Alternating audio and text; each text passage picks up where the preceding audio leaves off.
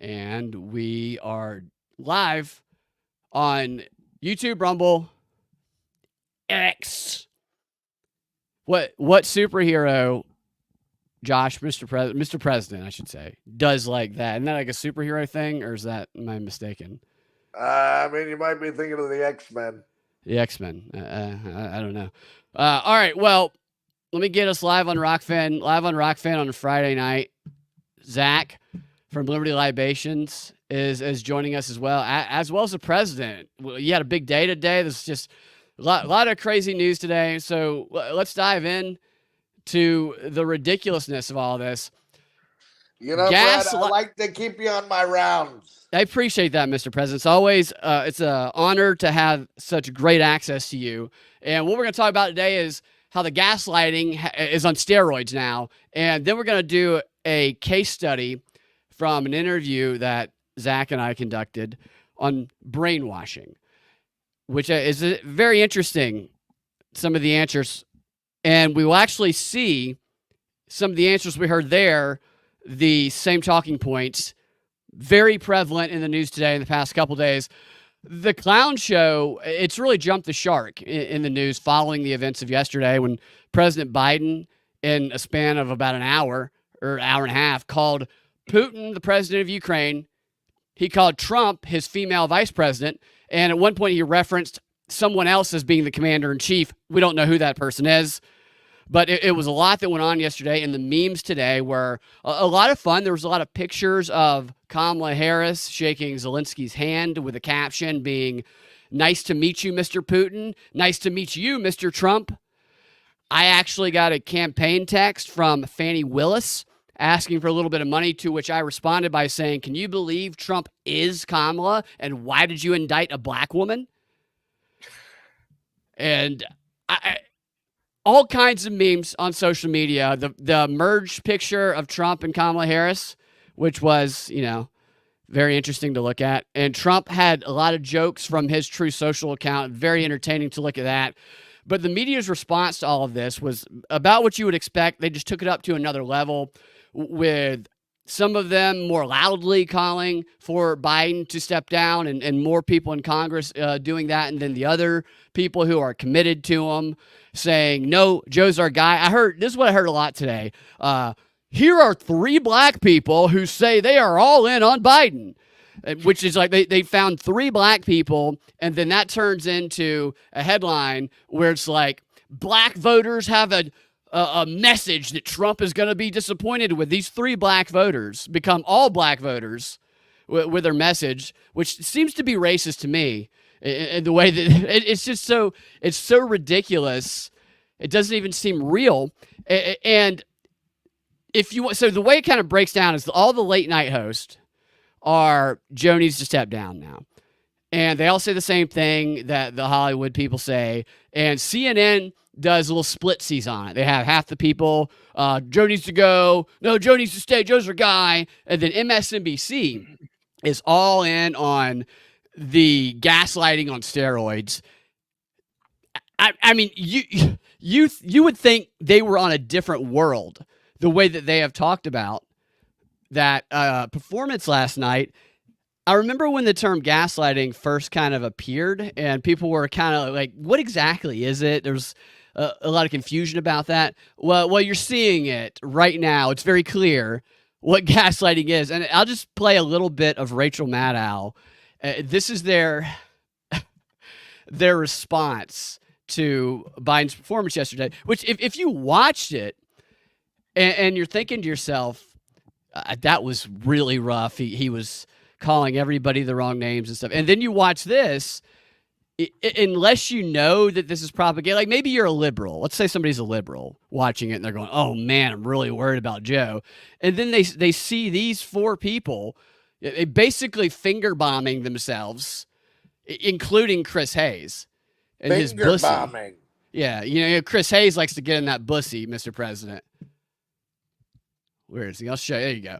Chris Hayes, also known as Stephen Colbert, also known as Rachel Maddow. Set up on screen. There you go. All right, so you guys can see that, right? What's up, Nate? Yeah. In the chats. So there you go. There you see Rachel Maddow and Chris Hayes. I don't know which is which, but let's hear just a little bit of their instant reaction. Who's flat face on the far right? Shovel flat face. That is, I can't remember her name. Rachel Wallace, I think. Yeah, Wallace. And she used to be a Republican. Which so this is going to tie to this interview we did later. They really do look identical. They're even wearing the same glasses. Yeah, they look a lot alike. Yeah, and Stephen Colbert, you throw him in there, and it'll blow people's minds. Same haircut, same grimace, same glasses, same bussy. All right, here they go. And look at Joy Reid, who looks like she escaped a loony bin, like most of the time during this. And what I was going to tell you, Zach, before the show is Batgirl or Batwoman, whatever the show is. Rachel Maddow plays the voice of Gotham. So every show would start off with Gotham City here. Where was Batwoman? What happened after last night when she broke up? And so that was Rachel Maddow. And I'd just like to point out that Rachel Maddow, like all of these people, are not journalists. They are performers. They are actors. And here they go with maybe one of their grand performances. It was really a very interesting and I think unpredictable hour in terms of how much news the president was going to break. I mean, we're all watching for the president's performance here, but he did also break some news just on the issue of domestic politics, talking about saying the delegates to the Democratic Convention are free to vote their conscience, describing that, answering that in such a way as if that's obvious. That's not necessarily a thing that is obvious. Also, the president laying down at the very end of his remarks there a sort of predicate for what it would take for him to leave the race. He said he would leave the race if his advisors came to him and showed him the data that said there was, quote, no way you can win, meaning no way that President Biden, could win. He then also said emphatically that no poll says that. But he's essentially establishing that as the threshold that would need to be crossed if he was going to leave. Well, I need to clarify. And I won't go on at length. Joe didn't just say no poll said that last night. I don't know if you guys saw it, but this is what Joe said. Joe said, no poll said that. Nobody's saying that. And creeped everybody out in America. He brought that out a lot, not just one or two times. He did that so many times. I seriously thought somebody was going to get raped. Like if he could walk, somebody was about to get raped in that room. I will just say, though, you noted that there were some moments of, startling. Nate commented in the chats that Joy Reid needs to bring her Trump wig back out. That's probably why she has this hair, because she was getting mocked so relentlessly about her hair looking exactly like a Trump wig. So that's probably why she's doing this now. And Rachel Wallace, I guess they don't have good lighting people over at MSNBC or wherever she's sitting, because everybody else is well lit, and she looks sickly. Impressive command of the issues. This is just my opinion.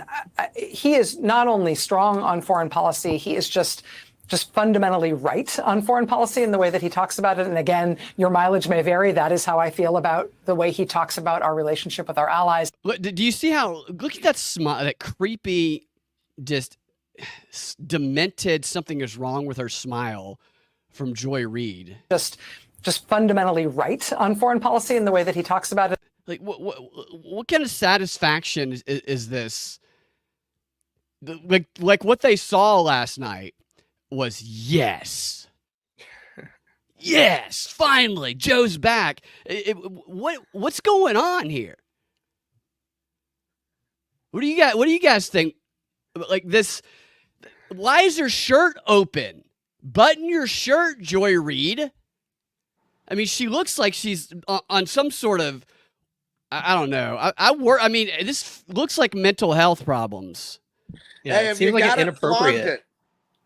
Yeah, what'd you say, Mr. President? If you got it, flaunt it, Right, and she is not busty enough to have especially, she should put that wig on. It looks good on her.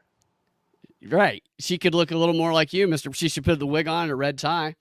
And what is Chris Hayes doing? Chris Hayes looks like he's disappointed in what dinner is going to be with that face. He's grimace. Yeah, he's mashed potatoes again. She's the only one that doesn't fit the mood. Like everybody else is very solemn and like about to cry, and she just got this big grin. I can't get over the lighting on Rachel Watts. I think her lighting people don't like her because that's very bad lighting for a professional. Yeah, she looks very flat. Very flat not shovel face, but maybe what kind of face would you call her, Mr. President? Maybe spoon face. Spoon face. Yeah, you could eat some chili. That is how I feel about the way he talks about our relationship with our allies and our relationship with NATO. You can hear his command of the issues, particularly in his asides, like mentioning as an offhand way that it was Turkey really that needed really to be talked into an expansion of NATO that included Finland and Sweden. Talking about the. So how do you sit there as Chris Hayes? I mean, I know how they do it because they're actors, not journalists, but he's sitting there going, yeah, I agree with that ridiculous thing that you just said. I mean, is that what you guys took away from this thing last night? What command of those asides that he said right before he said anyway?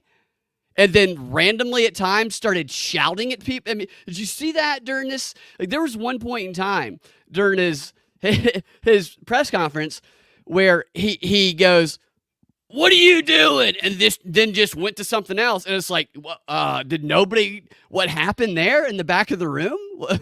And then at one point he was talking real like he was about to fall down. And then he just went, like you said, Mr. President, the cocaine eye drops kicked in for about 2 minutes. And all of a sudden he went from nothing to jacked up for like about 90 seconds. And their takeaway is what command of those issues. Most of the time he was like a rambling Grandpa Simpson. And the whole thing felt like a room full of people somberly asking Grandpa, just, can you give us the keys, Grandpa? Or just in the tone, they all had the same tone in the questions. Like they were asking their question as though they were speaking to their grandfather for the last time before he dies in their tone. The numbers of Russian troop losses in Ukraine, talking about the fact that he turned in his notes after he spoke privately with President Xi. Okay, so if you recall, nobody watching that press conference actually knew that that's what he was saying about turning in the notes. That was one of the most confusing parts of the press conference to me because the sentence was all. It was like he tore the sentence apart, all the words, threw them in a pile, and mixed them around, and then said them. Because it made zero sense what he was talking about with the notes. And she's having to clarify this for her audience of liberals who were going, I wonder what the hell he was talking about writing notes, and she and Rachel Maddow is programming their minds. I'm going to give you the confirmation bias you need. Well, everything she says is like the exact opposite of what happened. Absolutely. Like his asides are the worst part. It's like when he goes off script, right. That's when he starts rambling. Right. The very obvious signs of dementia. Rachel Maddow was like, yes, that was great. But yeah, this is the gaslighting. I mean, this is crazy. To the fact that Trump had all those weird meetings with the Russians and Putin in which he had no note taker present. I mean, it's even in the littlest... None of that was clear during that press conference at all. Right? Sides where it just shows you he is a master of the foreign policy field and has been. So the way she says it too, they all agree, it's going to make a viewer who is liberal leaning, who might feel like they didn't get all that, feel like they're dumb. I forgot he's a master at foreign policy. Right. Yeah. That's like the universal message from his jumbly speech. Dude, you could type in master of foreign policy, these words into Twitter right now, and you'll get hundreds of almost the exact same tweets with this exact same message that Joe Biden demonstrated that his mastery of foreign policy, and that you, Mr. President, that if you were asked those same questions, you couldn't have answered any of them, especially not the way Joe did. Yeah. What is their criteria there anyway? It's like you'd think a master of foreign policy would be somebody who like achieves peace throughout the world and I think it's give all of our money to Vladimir Zelensky.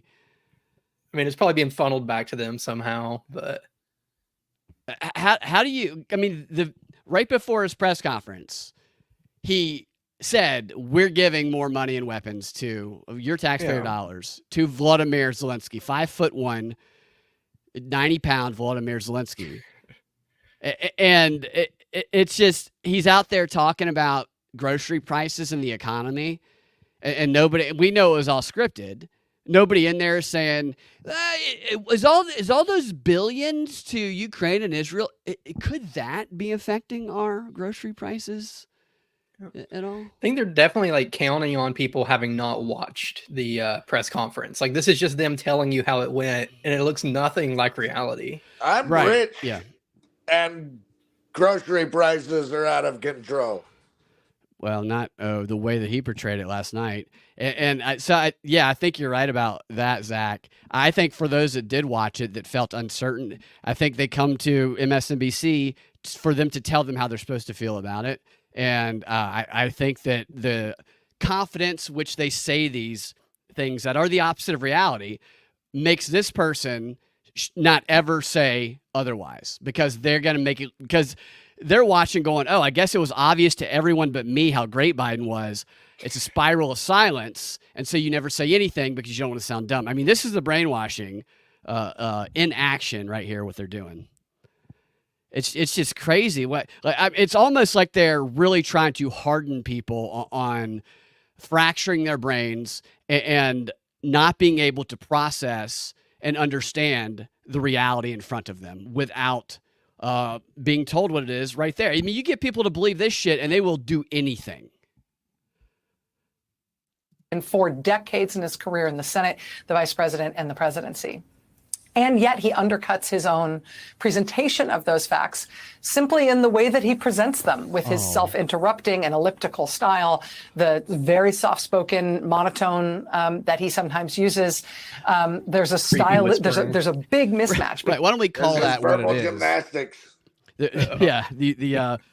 The voice of "you're about to be raped" that he uses.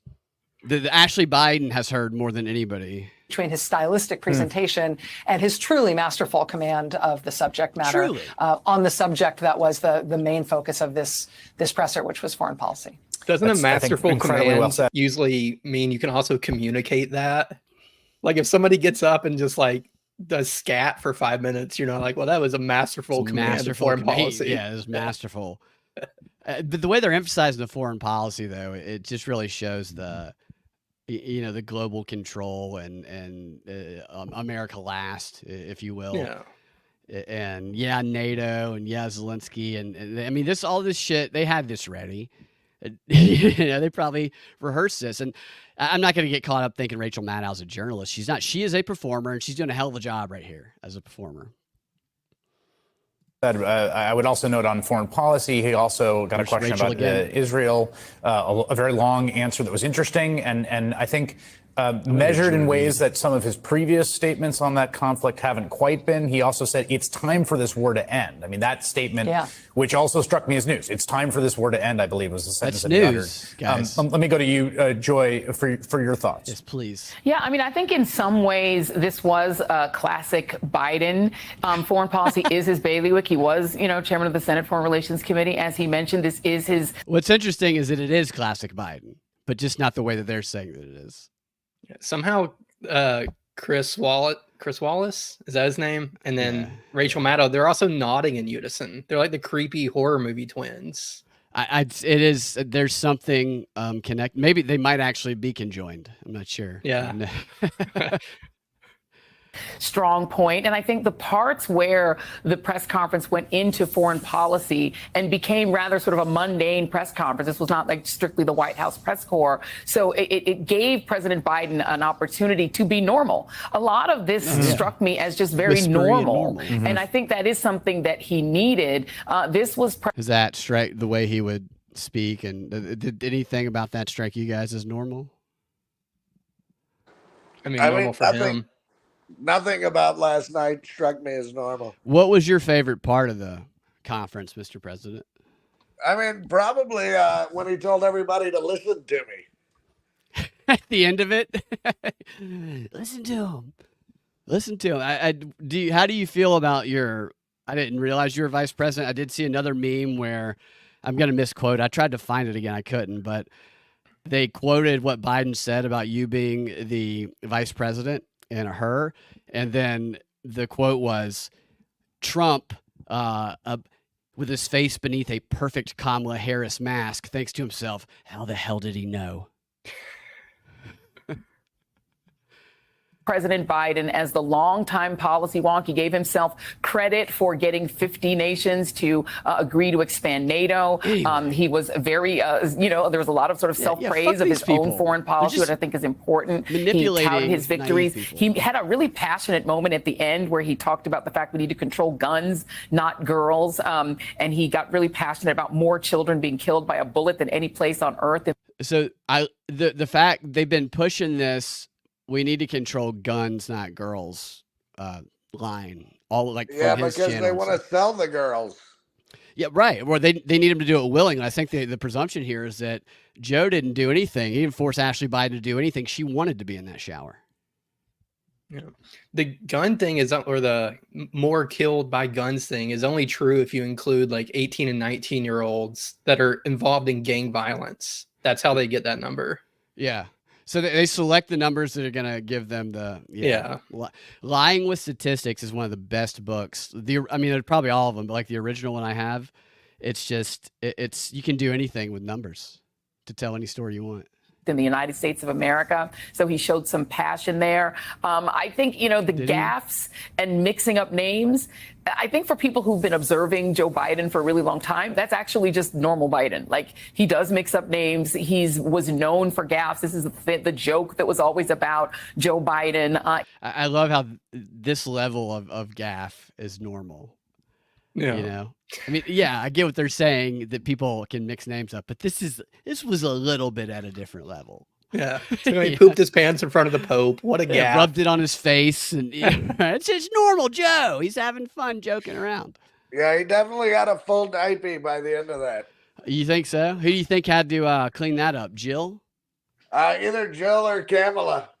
I heard that Brian Stelter was trying to volunteer for the job. He's the gaff guy. He's good with his hands. He absolutely is. I don't know that is necessarily going to harm him in some special way. It's the fact that he had the energy, the capacity, and the ability to be normal Joe Biden, if a little more hoarse, if a little bit more, obviously older. They're literally just normalizing an older version of the Biden that we've sort of gotten used to over the years. It was the abnormality of the Biden in the debate with Donald Trump that threw people off so much. But I will close just by saying the guy that we just saw for the last hour is definitely not someone who is considering leaving the race. He cited the polls showing that there's no data that he's seen that says that he can't win. He was very praiseworthy of Kamala Harris, of Vice President Harris, as he should be, and said some really warm and good things about her. But he also said, even though that he believes that she is clearly qualified to be president, and that's why he chose her, even if someone showed him data that showed that she did better than him, unless he sees data that he can't win, this doesn't sound like a man that's thinking about getting out. That's a great point. I thought that was an excellent question, actually, by the last reporter there with that counterfactual. I thought it was a really interesting question and straightforward and well delivered. I thought actually the questions generally were quite good. Nicole, your thoughts after watching that? I'd suck his dick. I think the reporter who asked the second question about the president mixing up Vladimir Putin and President Zelensky went right at what this is really about, right? Are you in decline? Was his answer.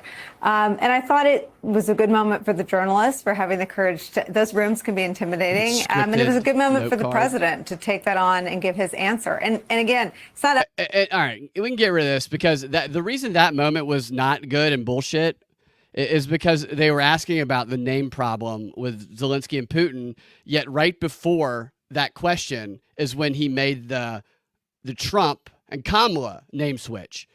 So they asked about the first name switched, and it ignored completely the one that had just happened right in front of them. So, Red, did you watch this entire MSNBC clip? No, I didn't. I saw some of it, but that's the first time I've seen. I'm curious if they even brought any of that up. I feel like they were watching a totally different thing than we were. And I think that they're going to portray any of that as whatever they bring up. It's like improv. They're going to yes and it and turn it into gold for their gay little scene partners there. And I thought the point, though, was to create awareness so that they could get ready to pick someone else.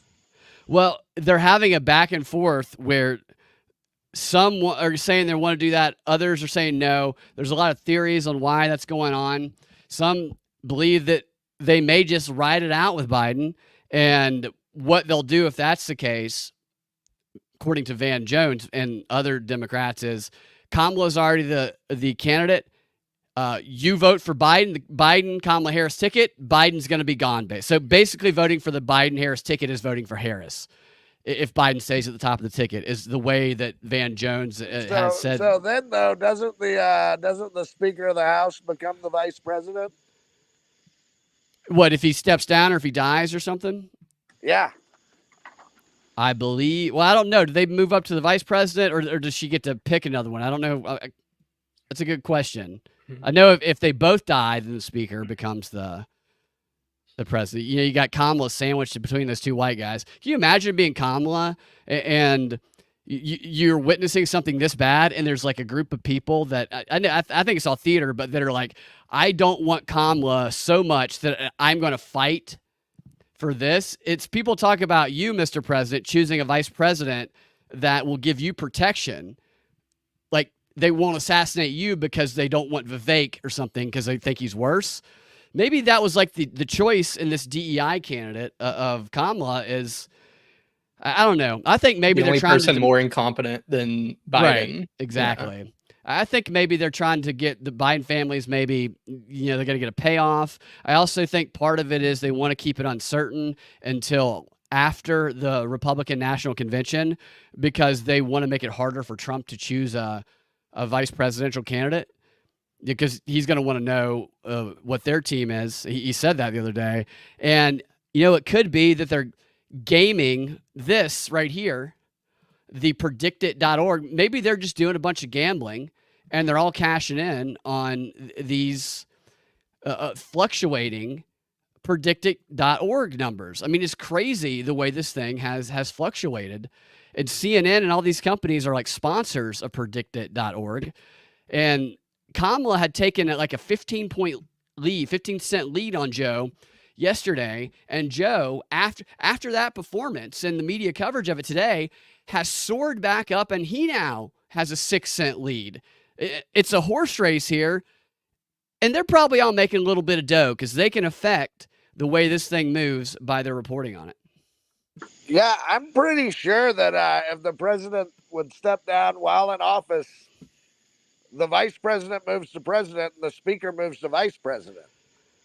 You could be right on that. I'd have to, Zach, do you know if that's the, I know that the line of president, you're probably right about that. Could we get those people in the garage to fact check us? Yeah. Yes. Got to do a fact check on that there. Yeah. I think it'll depend on the circumstances. If he is killed, maybe it does move up that way, or if he dies or something. If he steps down, I don't know. I know if he steps down now, that's a good question. I mean, if he steps down now, isn't the money tied to Biden-Harris? The money's tied to Biden-Harris and the delegates, so it can go to Harris with no problem. If they get another candidate, then that's going to cause a lot of problems. That's one of the reasons they got her. They say she's kind of the front runner. But that's a good question, though, because who is it? Scott? Is that I mean, my fact checker here is telling me that I'm pretty right about this. That the speaker becomes the vice president. Let's look it up. It'd be funny if just everybody in government got one promotion, like everybody moves up one. Yeah. Whether he steps down, dies, 25th Amendment. Right. Let's see who becomes the vice president, speaker. Another third in line. So if they both die in like a plane crash, Air Force One, then the speaker. I mean, and didn't Nixon resign from presidency? Yeah. Yeah. So this has happened before. We should be able to get the answer pretty easily. The order of secession specifies that the office passes to the vice president. The vice presidency is simultaneously vacant, and the powers and duties of the presidency pass to the Speaker of the House. To the Speaker of the House of Representatives, President pro tempore. How do you say that word? Of the Senate, and then so that is the line of it. But at what point do they get to pick it? Well, it sounds like there's not a title change, but maybe the responsibilities move to them. Until maybe one is chosen? Yeah, that's actually a really good question. Because they definitely don't want the white Christian nationalist Nazi, that's basically what they call the guy who is the Speaker of the House, to be the vice president. Oh, yeah, Mike Johnson, is that it? Yeah, Mike so Johnson. if something happened to both of them, the Speaker becomes the president. Yep. The president pro tempore of the Senate becomes the vice president. Yeah, the secession is there, but I wonder at what point, like, is that permanent or is there a selection that happens after that? Is it temporary? This is just like that show with Kiefer Sutherland now. Yeah, what was it? What's that called? Designated Survivor. Designated Survivor, where he plays Jack Bauer if he were the designated survivor. He plays. He's like really, really soft-spoken and weak, and that.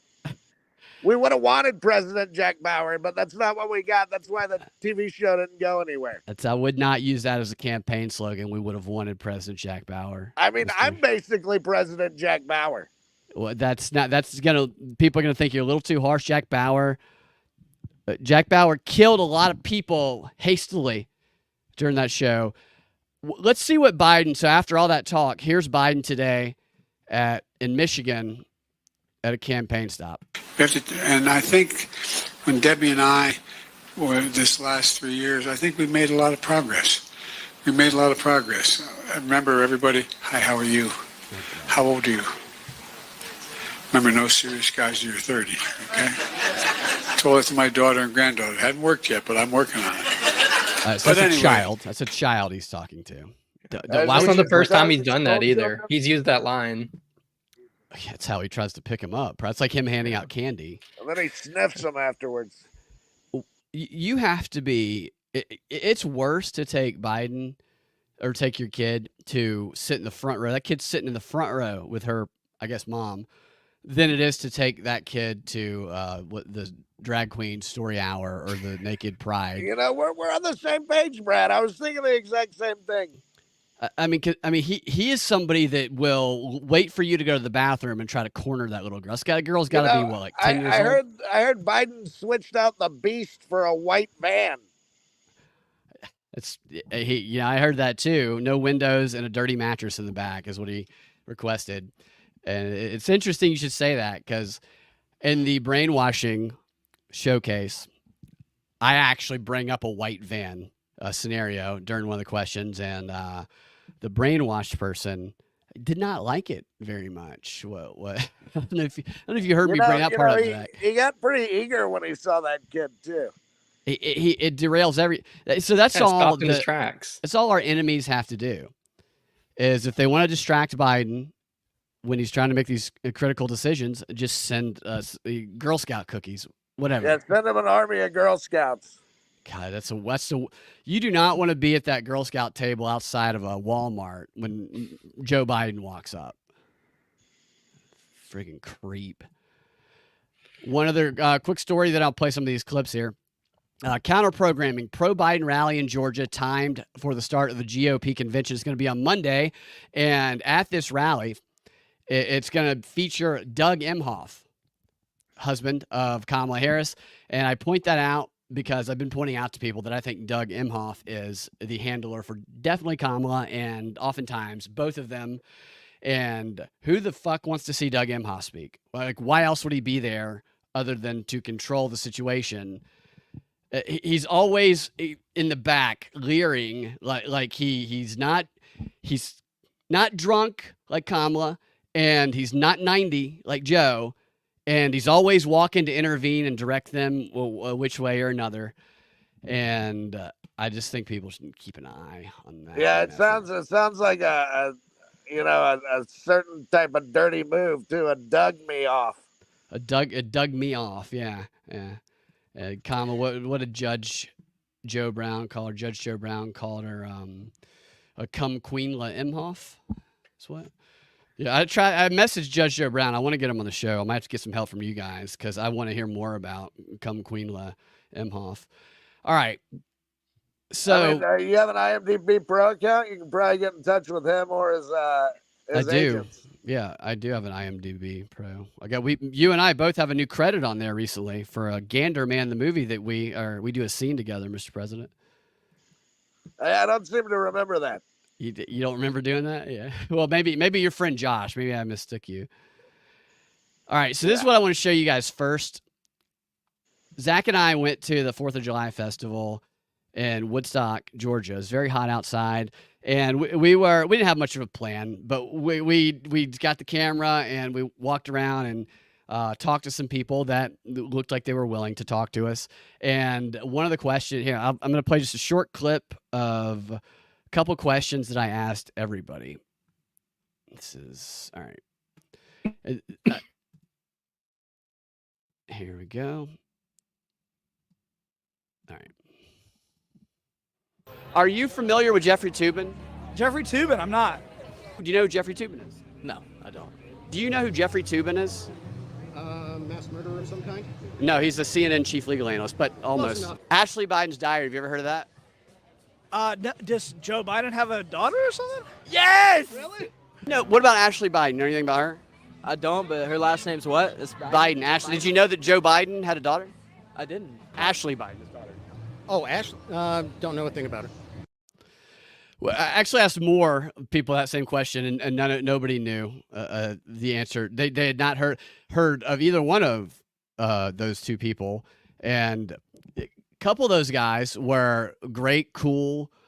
They were free speech. They were fun, and probably going to vote for you, Mr. President, if I had to guess.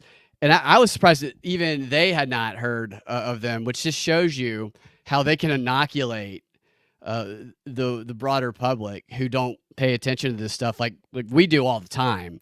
We're like nerds about it, and you would think people would be more familiar with Ashley Biden, but they don't want people to be in the diary. That one guy that I don't know, we haven't really gotten into it yet, but there's the Democrat guy you're interviewing, and you explain Ashley Biden to him. Yeah, and I can hear the people at the tent behind me while I'm filming.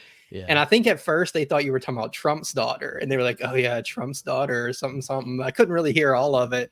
Yeah. And then they went, "No, Biden's daughter," and they went, like when it's Trump's daughter, it's completely fine. That's not a conspiracy theory. It happened. But as soon as it switches to Biden, they're like, "Oh, that's ridiculous. Get this guy out of here." And that's what that guy did. He tried to make it about Trump. And I don't think it's in any of the clips, but while I was looking for some of the better moments to put into the edit, I did notice a couple walk behind us, and they looked at me, and I looked back at them, and I paused it. I should have took a screenshot, and they just had the most disgusted look on their face. That was pretty funny. All right, so there's more to this one that I'll play you later. It's actually it's fun stuff with the Muay Thai guy that we spoke with. But this guy, I don't know his name. I don't want to put his name out there. I watched it back. My instinct was I wanted to play with him and maybe get some fun clips out of it. But he was kind of a buzzkill, to be honest with you. And part of me, I feel he's probably a nice guy. I feel sorry for him that he was having such a serious and stressful July 4th. Like I feel like he felt so. Their tent, the Democrats' tent at this festival, was across from voter GA Garland Favorito's tent. And they were well aware of Garland and them, who have done all this great work on exposing election lies, because I could see the shifty eyes while I was talking to them. And I feel like they thought they were sitting directly across from dangerous insurrectionists. And they could not have fun. Everybody else we talked to was so laid back. Zach, you pointed this out, the difference in people who are either neutral or pro-Trump having a great time. And these guys, you couldn't even make a joke without it being like, wait, what? Yeah. He had a genuine look of like shock and horror on his face at the most minor jokes you would make. I wanted to give him a hug, but a part of me then was also like, is he knowingly saying things that aren't true? Because I was going back through it, and I didn't catch all of them in real time, but he said a number of things that were just not true. They were what people who are brainwashed or who only glance over the news might think is true. One example is he kept saying at one point that Fox News lost that case and they were forced to pay all that money. Fox News settled that case. That's a big difference. I actually predicted that they would settle the case because Fox News, in my opinion, like I kept telling this guy, is two sides of the same coin. And that's why they got rid of Tucker around all that, because Tucker might be on some sort of psyop also, but he was talking about Ukraine and whatnot and all the stuff you can't talk about, and they got rid of him. And so I was like, well, they're going to make it look like all of that stuff was wrong, and they'll settle. Because if it goes to trial, then you risk a jury, if you have a jury trial, recognizing that there was no defamation here talking about the Dominion voting machines at all. But you make a deal, you get a payoff, you get rid of that guy, and all of a sudden what you have is the controlled opposition that Fox News mostly is. At least Fox News mixes controlled opposition with, Greg Gutfield making fart jokes, basically. And this guy, he couldn't really grasp that. Like, he kept saying, well, Ashley Biden, the right, if both the left and right media didn't report on it, then it's probably, they would have reported. I'm like, no, they wouldn't have, dude. Don't you understand? I'm trying to tell you that they might actually just be pretending to dislike each other sometimes. Yeah, and it's not like nobody reported on it. It's just like the networks that he pays attention to didn't. Right. Like you could Google it and you could, see like the FBI raid and like, I think there's even pictures of it, or at least transcripts of some of it. It's like, it's out there. It's out there. But totally. I guess it's not on CNN. What? Right. Well, what are the odds? Because I did tell him, I was like, you can go look this up. You think he went and looked any of it up? Probably not. Yeah. And really, I have no ill will towards this guy. He probably thinks I'm brainwashed. So I'm not trying to be mean to this guy. I'm going to poke fun at him right now. But he can probably use this. He can probably cut some clips from this and say, look at these insurrectionists that mocked me. Well, I'm just trying to save democracy. There he is. And let's play some of these. So this is right off the bat. We went up to him, and I just wanted to know what his thoughts were on everything. And he says that the news ignores the good things, which I agree with that. But then he tells you what the good things are to him. Do you guys want to tell us how? He actually kind of came up to you, which I know. I think like he did. Weird. He wanted to be interviewed. You're right. You're right about. I don't know about that even. Like, I think he was like trying to check you out. Like, what's this guy doing? Yeah, but, the like, guy was nervous. Like, he was very like. That's why at that one point in time, I was like, it's cool, man. I'm not. I think he was expecting me to be aggressive and to be the stereotype of like a MAGA person. And I think he was ready to respond to that.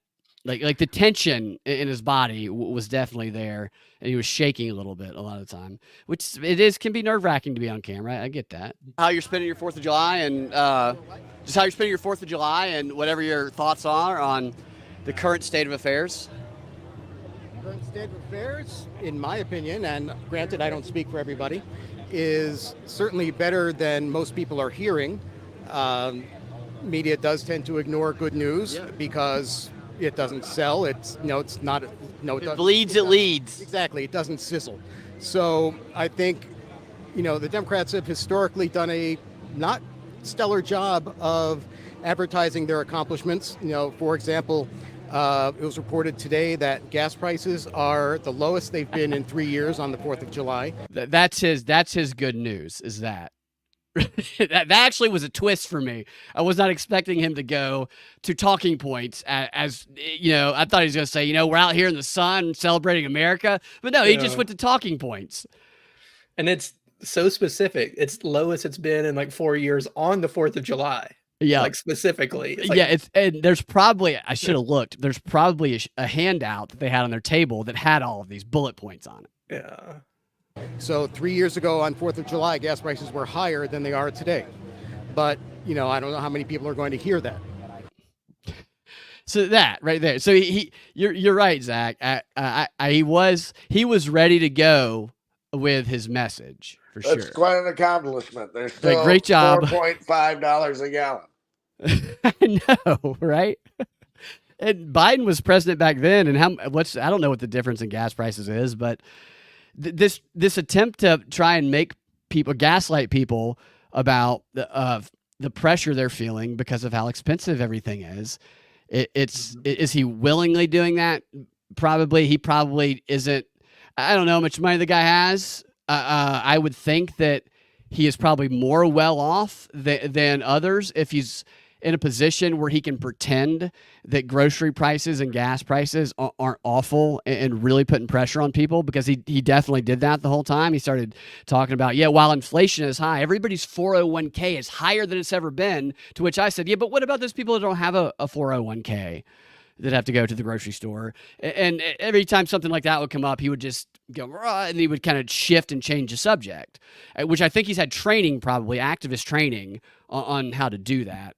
Watching this back, in fact, I'm certain that he has. I bet he has money. I'm guessing he's like an engineer or something techie, and he's definitely not married. So it's probably maybe divorced. His son is the CNN fact checker. We learned that. Oh yeah, that's right. He did have a kid.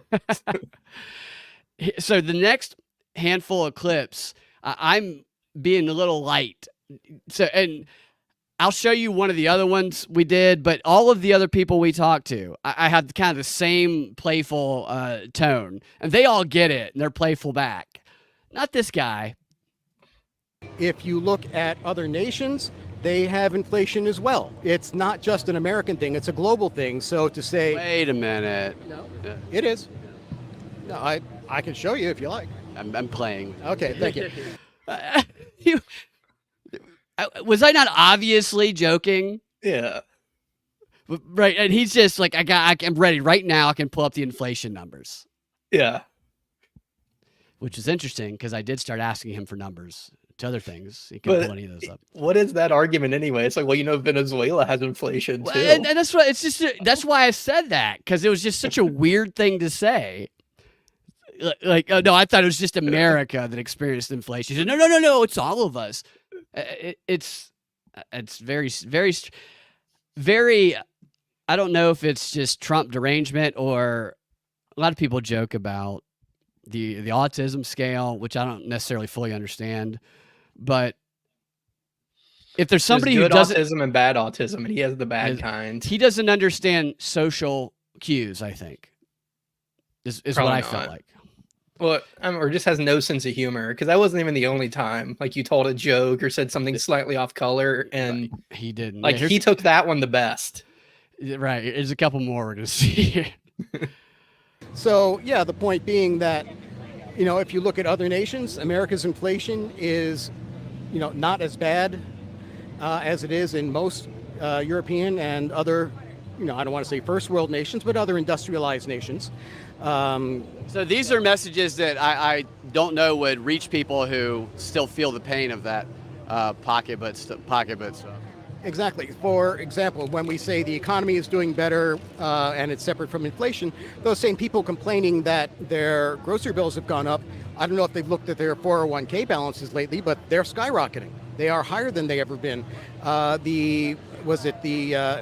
S&P. That's a very wealthy person thing to say. Hit a new record high but also, yesterday, and they're priced in dollars. His privilege is showing. Yeah, they're priced in dollars, exactly, and yes, his privilege is showing. Because I'm thinking about myself, other people, performers, people who are trying to pull themselves up by their bootstrap, people who are in low income community, black people. Who the Democrats want to come in and say, look at these 3 black people who love Joe Biden. And here you have this kind of message of, well, those people who are complaining about gross prices, have you looked at your 401k lately? Yeah. I mean, it's quite an assumption to think that everybody has one. Well, it seems like part of the reason that it would be high would be because dollars are worth less now. So absolutely everything's, more expensive, including stocks. And this is also a Democrat messaging point that I've been hearing all over the media the past couple of days, past week or so. He just doesn't have it. So as you would say, like acting is they haven't made the lines their own yet. He hasn't made this line his own yet. And so it came off a little pretentious and out of touch, in my opinion. Your indexes are higher than they've been in pretty much ever. And that's good for the people that have substantial, but not the ones that don't. Exactly. So, yeah. If you want to talk about things like, the Supreme Court just rolled back some government agencies' ability to put in regulations for things like pollution.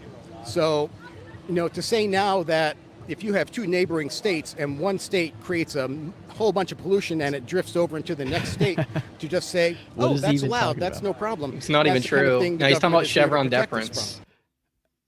Is that what he was referring to? I did not even realize that. It's not even true. Like, I can't explain it as well as everybody. We talked about it at length yesterday on Liberty Libations. If anyone wants to watch that, the guy, Zane, that's on our show, he explained it perfectly. Zane's a smart guy. Yeah, but Zane thinks I'm crazy, but he's a smart guy.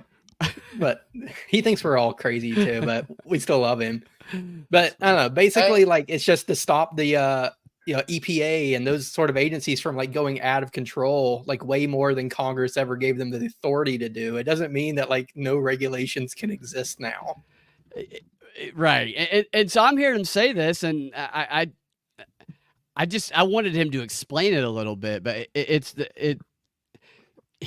I'm guessing he's probably one of the organizers, one of the main guys, kind of like, let's put this thing together for this group. I did go to their Facebook page, and I tried to. Brad, I noticed when he mentioned pollution, you looked up in the sky. Were you looking for chemtrails? Well, there's a couple times I would kind of look at the camera, like, what the hell is he talking about? I would mock him with my eyes, and yes, I was actually doing that. I thank you for noticing, Mr. President. You get it. Say, that's allowed, that's no problem. That's the kind of thing the government is here to protect us from. I love that line. That's the kind of thing the government is here to protect us from. Really, the tip from fog is what they're here. Government definitely prevents pollution from blowing in the wind. Thank God the government is here to stop pollution from crossing the border into my state. So this is where I make us. Have you guys ever been to Gary, Indiana? No. Gary, Indiana, it used to be, I don't know if it still is, used to be the murder capital of the world. And when I lived in Chicago, when I would always drive from Snellville to Chicago, and you have to drive past Gary, Indiana. You want to make sure you have plenty of gas, and there's no reason you want to stop in Gary, because you can see all of Gary in the way that the interstate is, and it looks like hell. I mean, just all like a third world country. And so that's where this reference I'm about to make, that he doesn't register with him at all.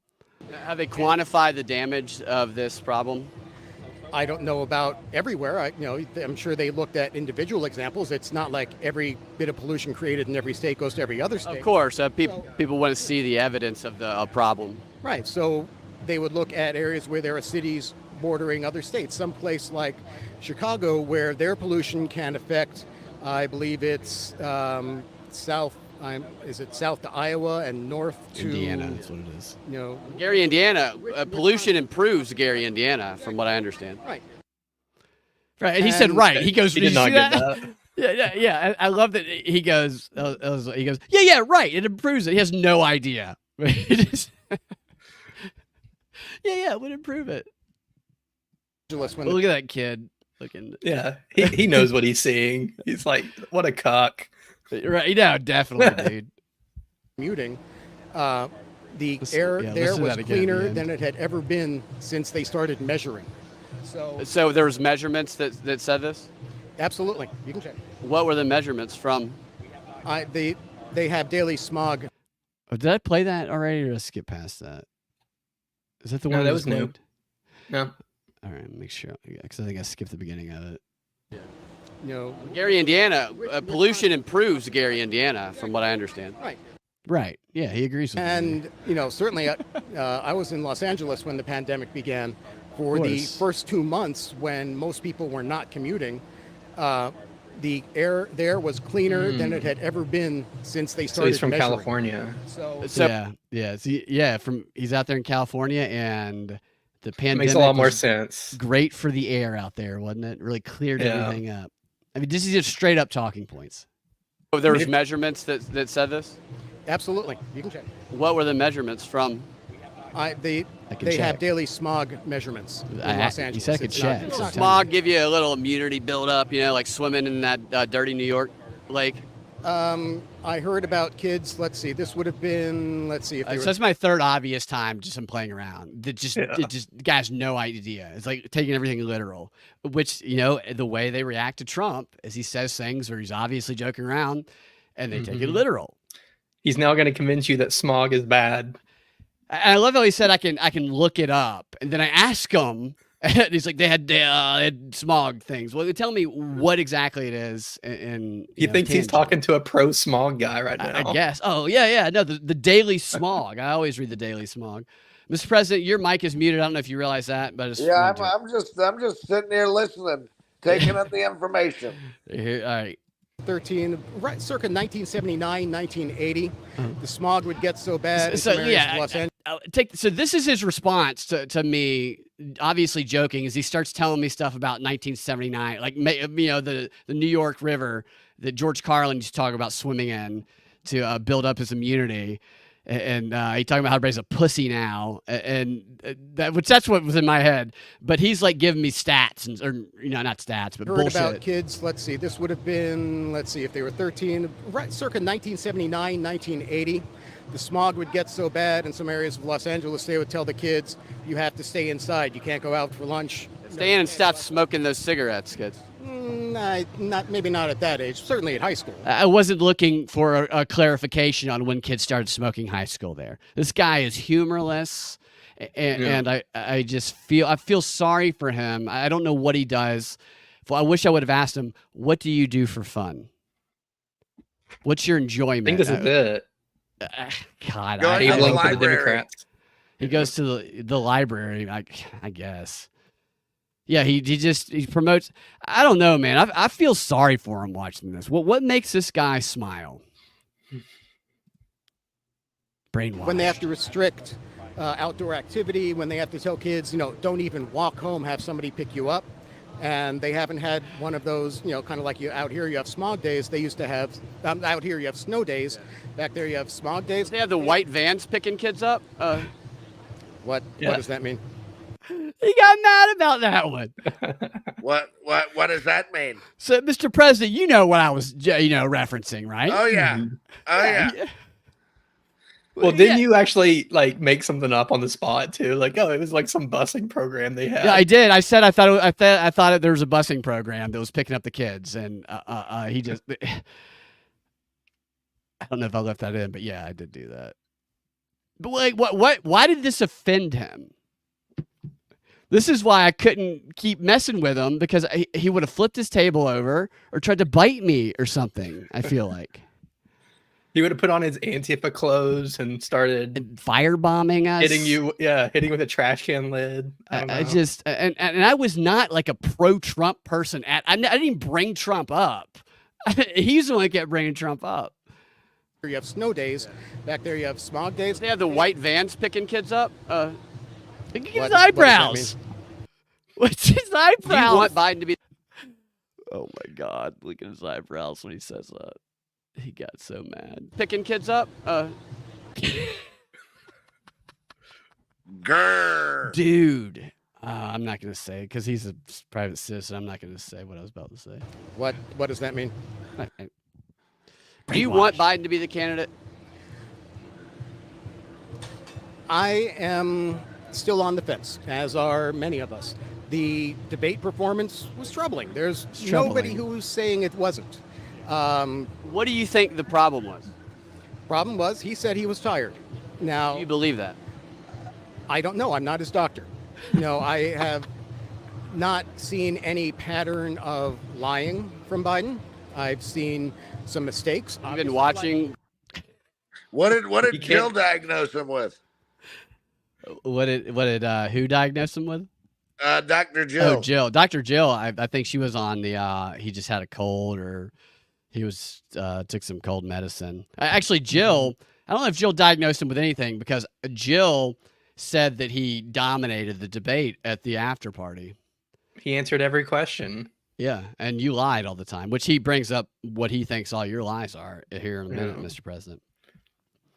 But just to say, I haven't noticed any lying from Biden, and there was a bunch of rambling in between that, and he starts to go in, and maybe I included some of this, but he starts to go in to how Biden would say this number, but it would actually be like 4 times that number, and he'd say, well, that was just a mistake. And I was like, no, I get that they say like mistakes and everything, but like, really, you haven't noticed any lying from Biden at all?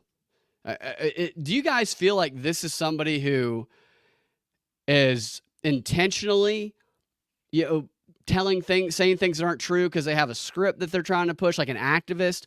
Or is this someone who has kind of like, because of confirmation bias, just blacked out and minimized anything that undermines the reality in their mind? Like a true believer. I think it's maybe a bit of both. Yeah, I feel you might be right, because there were times where I'm like, I think he knows he's lying. But I mean, I have friends sort of like that. Like they're not activists, and they're just like, 3 weeks ago, nothing's wrong with Biden. Like it's all cheap fakes. Right. So I think that guy's just like that. He's blacking it out. He doesn't want to see any of the problems, so he's never going to. Because it's an existential crisis, and the ends justify the means, which he brings the existential crisis up here shortly. You haven't seen any evidence that maybe there's something more to it, and that they've kind of the media's been shielding him a little bit? No, I figure at his age, he probably does not get out as much. He does not have. He's seen nothing until the debate. He has seen nothing wrong with Joe Biden. To spend as much time in front of the cameras, whether it's because he's, busy or just they don't want to put him in front of the camera. Honestly, what was he busy doing? It could be as you get way. older, There was one point in time when I was doing press conferences every day. Well, so I love how they count the numbers of your press conferences, Mr. President. They like to pretend that you going out when you're standing by the helicopter and you're taking questions. They don't call those press conferences. They would pretend that those didn't register, so none of those go into your number. So they make it look like Biden's given a similar amount of press conferences, ignoring that you used to do that every day. Every day. Yeah, Trump's weren't big boy enough. Right. You didn't have any big boy press conferences, Mr. President. You just stood in front of the helicopter. But you did that, doing that with that piece you have on your head. I think that's pretty impressive. The very next day. What did he say there at the end? I was talking the very next day. Sorry, I keep playing this back. I'm just this is only the second time through I've seen this, and I want to make sure I'm not missing. Been shielding him a little bit. No, I figure at his age. Look at how he paused right there. I think he knows he's lying. That pause he gave and that look, that was like a. He does not get out as much. He does not have to spend as much time in front of the cameras, whether it's because he's, busy or just they don't want to put him in front of a camera. Honestly, I don't know. It could be either way. If you saw him talking the very next day. Oh, right. So he goes into the same media talking point, but that look he gave when I first asked him that is a look that you don't ever want to see from your significant other if you ask them if they're banging someone, because the answer is probably yes. But he then goes into, well, he was so strong the next day, and I'm like, well, yeah, that was in the morning, and this stuff was at night. The debate was the sundowner syndrome. And then we start to get into, he's like accusing me of diagnosing him. Yeah. That's basically a version of he was up all night with classified material saving the world. He's like, he was just busy, He's trying to save us. He can't tell us about it. We should be thanking him for being so out of it. Mm-hmm. The time period when he was talking at night is when people who have dementia have what's called sundowning. Right. And that seemed like a pretty clear-cut case of sundowning, and I've seen that in him a number of times. That, to me, even if that's not the explanation, seems like a bad job by the media to not even raise that question. I don't believe they haven't raised it. I believe it has been raised quite a bit. Certainly on the right-wing sides. Literally, nobody has raised, could that have been dementia sundowning? They brought up dementia at this point, which they hadn't before. Mm-hmm. No one in the media has pointed out that they have written articles where they've shown there's 2 Joe Bidens, the one between 11 a.m. and 4 p.m. and then the one at night. And I'm like, you are literally describing sundowning in dementia patients. You can go look it up on the WebMD, and they will describe exactly what Axios and all these but they just won't say it because then there's an admission of what the conspiracy theorists are saying. And it looks like he's got that thing on his head with the way the camera's exposed right there. But this is brainwashing. I mean, this is somebody who is just so locked in to this narrative that has been fed to them that maybe partly on purpose they're lying. Maybe they're lying to themselves. But this is someone who needs to be separated from the media. He needs to go to a monastery for a month and stay away from all this technology and just shake all the Rachel Maddow shit out of his mind and start living his life again. It's maybe not quite as much. Right. So they have raised it. I mean, the other side, though. They have said it's certainly a possibility, but without an actual medical diagnosis. So without a medical diagnosis, I love that. Without Dr. Fauci, Dr. Fauci hasn't said a sundowning. The science hasn't been declared yet. I mean, a bowl full of cigarettes for breakfast. Black people get the shot.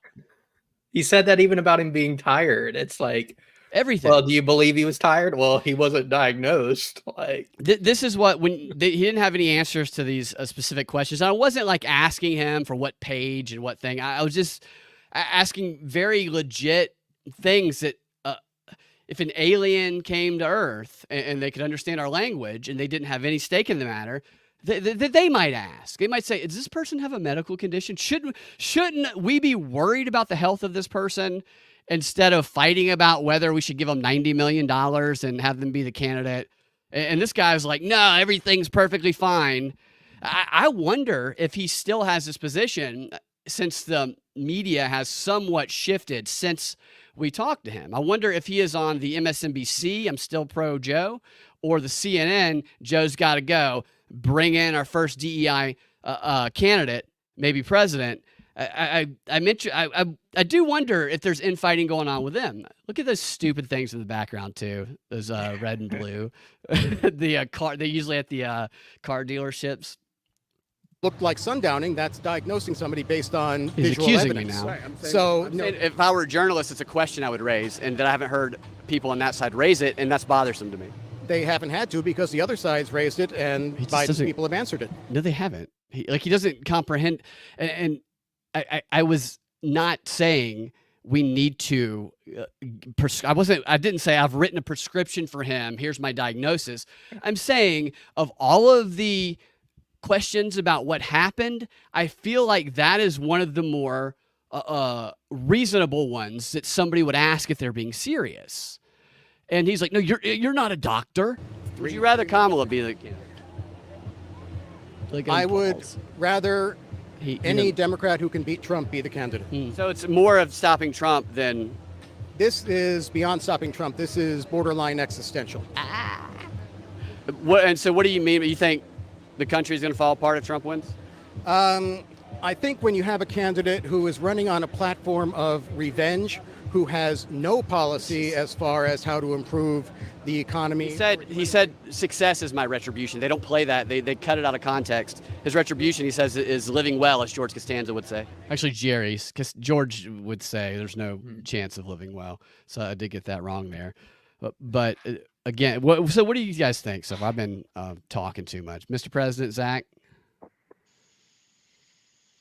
what are your reactions thus far? I mean, I just feel like this guy's a blowhard. He's definitely in that 75% of people in that poll that are not voting for Joe are just voting against Trump. I mean, when you start bringing out the word existential, in my opinion, you're no longer a serious person. Yeah. I like how you asked him what that means, though, because that rarely gets done. Like someone will just throw the word existential out there. It's like, all right, I appear smart now. Let's move on. But you're like, yeah, what does that look like? The country's going to fall apart.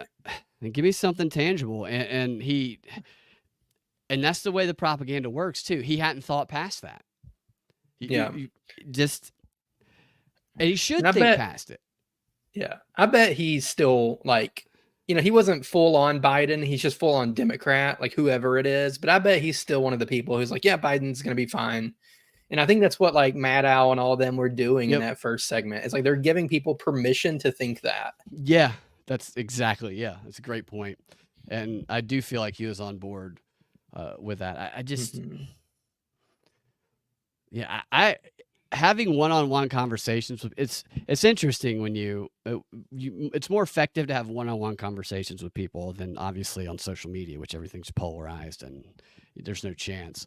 But in this environment with this guy, because he is the Democrat and legitimately that group, because this was Woodstock, Georgia, this is going to be a right-leaning festival, probably thought they were surrounded by the enemy that was out to get them. I mean, existential crisis. Everybody there, for the most part, it contributes across from voter GA. So. So they are they are there fighting a war, and everybody else is the enemy, while everybody else is like, "Let's party, America." And so the stress that he felt and the defensiveness probably that contributes to that. People like that, you have to get creative. And having a mic and him hearing me talk to the other guy before, Garland's guy that was dressed up. I can't remember who he was dressed up as again. The guy who Henry? Yes, Patrick Henry. He was dressed up as Patrick Henry. And he heard us talking to him, so he kind of got a sense. So I think he probably saw us as the enemy. And you have to be in an environment where you're talking one-on-one about something completely different. And you have to use none of the language landmines that the media has programmed in their mind. And then you have to lead them to a realization themselves without you in any way. Like, it's crazy. Like, you can't say, they create these words that as soon as you say certain words, it, in their minds, identifies you as this stereotypical extreme right winger, even if you're not at all. And that ends the conversation abruptly. And all of their reactions from that point on are to that stereotype and never you. Yeah. And then if you were having a disagreement about anything, they feel like they've won now. Right. And they listen to nothing. They process nothing. They're just fighting and trying to defeat you. And that guy was doing that a lot with me, even though I was not bringing Trump up. But he saw me as someone who was there on Trump's behalf. Yeah. But it's just wild that, like... Well, there was a big Trump contingency. And it was funny, the difference between the two. Because, over at the Trump booth, like, they had, like, all sorts of colorful merch and just, like, carnival games. Let's get hammered, dude, America. Yeah. Yeah, and they had, like, a wheel that you spun. And, like, one of the things on the wheel that was, like, Biden's poopy diaper or something. It's like they were having Trump fun. Wheel you could spin. Yeah. And I won I won something. I can't remember what it was. You won a button. That's right. I won the little Trump button there. Yeah. All right. All of Trump's platform is, in my word, garbage. I don't stand Which part? I don't stand for anybody but myself. What he said about seeking you should have retribution, been offended about that. It was like, whoa, language, sir. Like, if I could do this over again, I would have played some of it a little bit differently. But this guy was such a sensitive, like, he was ready to have a MAGA red hat come at him, but you got to say his platform, in my opinion, is this. You better be ready to say some specifics about his platform. Yeah.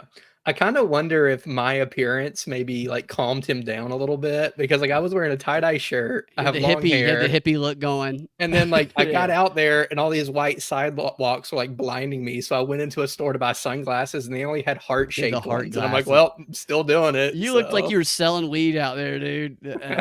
I felt bad for you because I used to have long hair like yours. And I know the heat that can act. Yeah. I'm like an idiot. I wear a black shirt.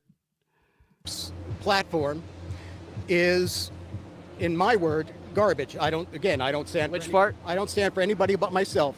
What he said about seeking retribution, what he said about his platform, though. It's his whole platform. He has no.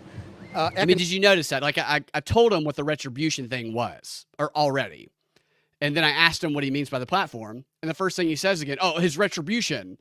Like, No, are you not listening? And he's not listening. He's responding to triggers and responding to the stereotype and not the questions. Economic plan that is even remotely workable. When you have somebody like Trump, again, like you said, a troll. He is making noise. He is not, speaking in any way to help elevate the country. He is just, from the sound of what Talking he says, points. out for himself or out for sharks and electric boats. So I left that one in because of the he's out for himself, which is literally Biden's campaign thing. I'm fighting for you. He's fighting for himself. Out for sharks and electric boats. Trump basically at his rallies, Mr. President, you know this because you are him, he basically tries new stand-up comedy material.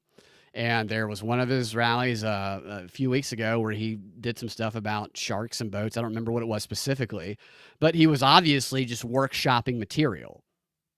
I mean, you have to be this guy or like this guy to not recognize that. Yeah. So what does that mean? It means that none of his platforms, nothing I've seen of his platform, is something that would benefit the country as a whole.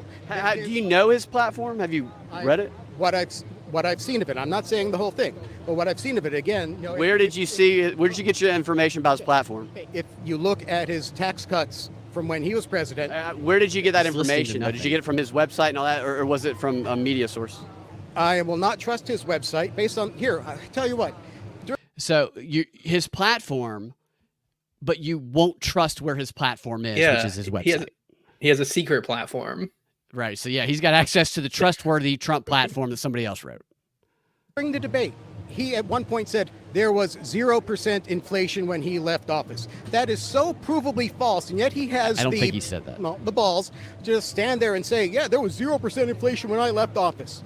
How is anybody supposed to trust a single word he says when he knowingly and intentionally lies like that? I don't recall that moment. I believe you. No, I'm not saying it didn't happen. I believe you.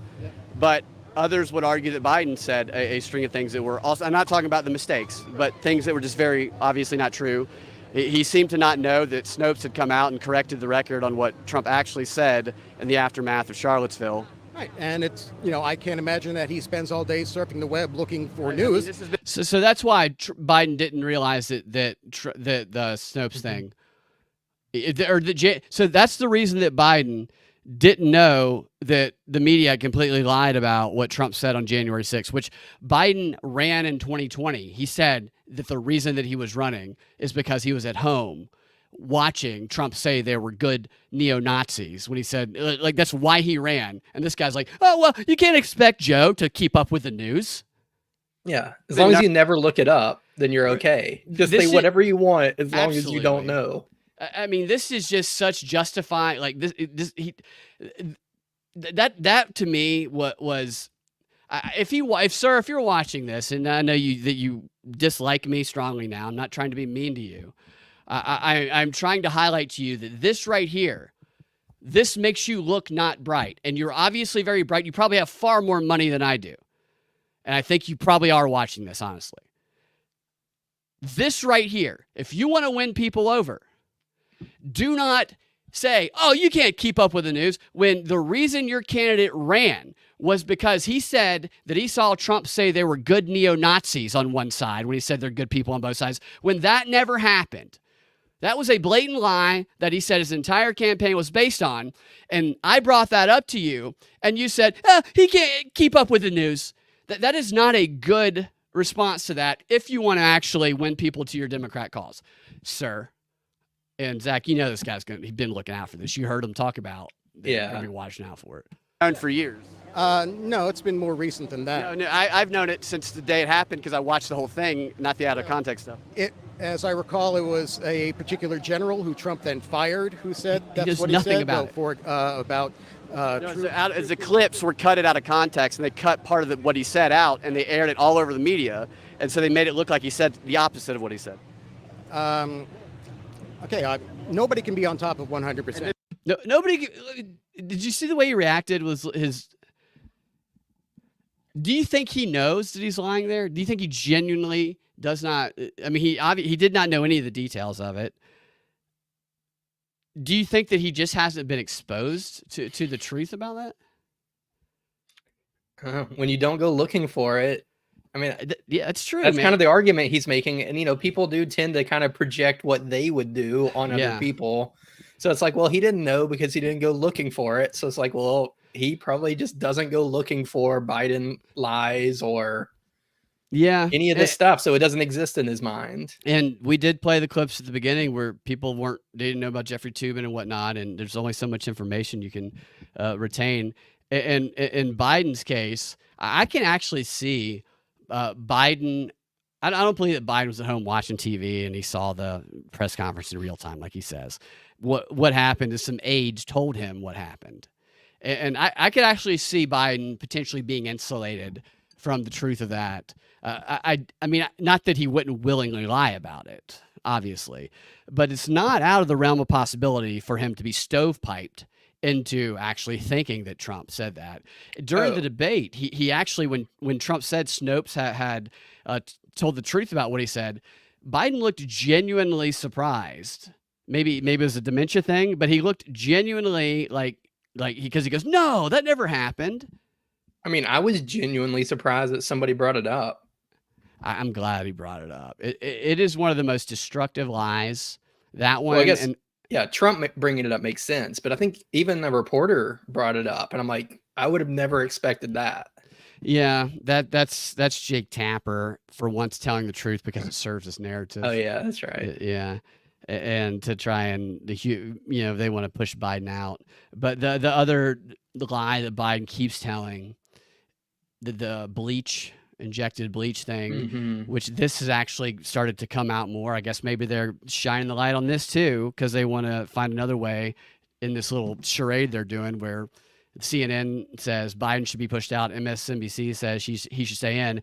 But the fact that, and I've been reporting on this since the day it happened because I fucking looked it up, what Trump was talking about, and I used his verbatim language when he was talking about you put it into the body, the light.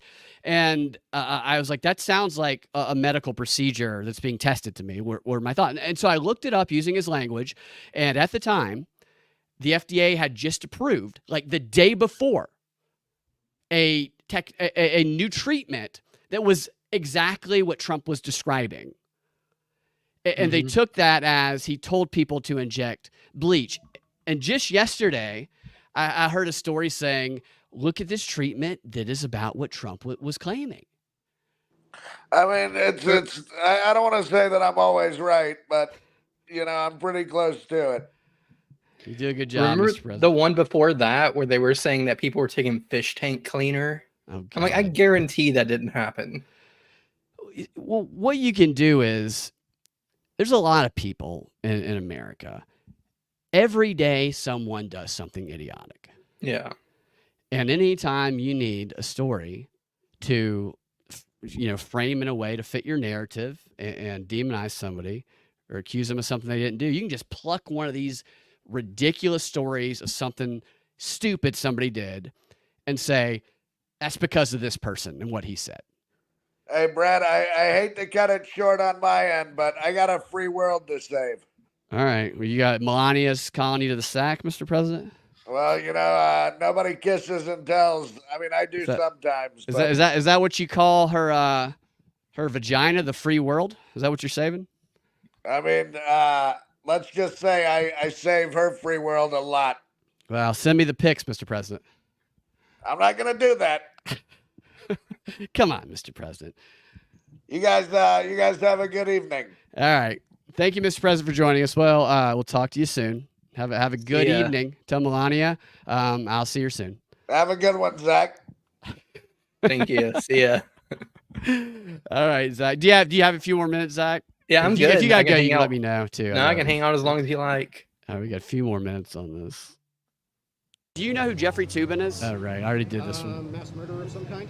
No, he's the CNN chief legal analyst, but almost. That Jeffrey was a joke. Got he finally told a joke. CNN for a month. Right, I know. That was the first time that he did tell a joke. And then in a minute he says, yeah, my son works for the same network. But what was really interesting to me was the follow-up that I was just kind of, so do you trust CNN over Fox, basically? Jeffrey Toobin got kicked off CNN for a month. 3 years ago because he was in a Zoom call with female colleagues, pointed his camera down, and right. And a lot of people also don't know that he got his coworker's daughter pregnant and tried to force her to have an abortion and threatened her, and yet he's still the chief legal analyst speaking on such subjects on CNN. That bothers me. I don't know if you're a CNN guy or who you watch, but what do you think about it? That's between CNN and him. Yeah. Right. Like that's weird. That's between a woman and her body almost type. Yeah. You can still have an opinion on it.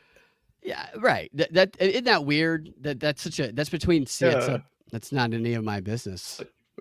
What's your feelings on this murder? It's like that's between him and the victim. Yeah. Right. That's none of my business. What did she do?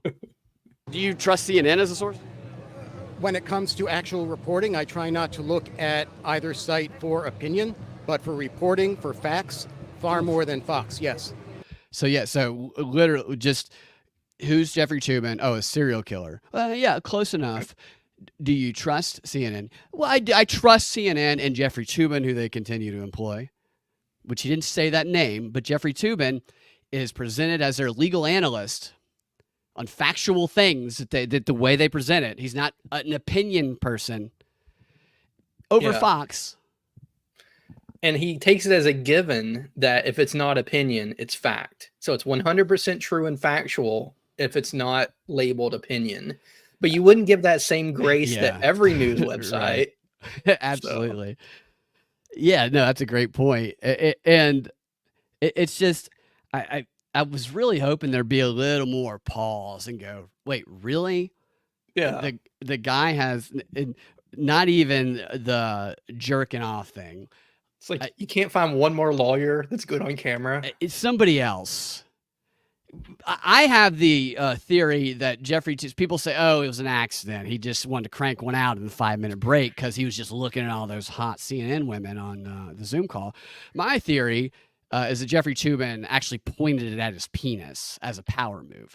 I can't prove that, but the worst thing is the story about impregnating his coworker's daughter, then trying to force her to have an abortion, and then being the chief legal analyst as an anti-abortion a commentator against all the stuff that the right does.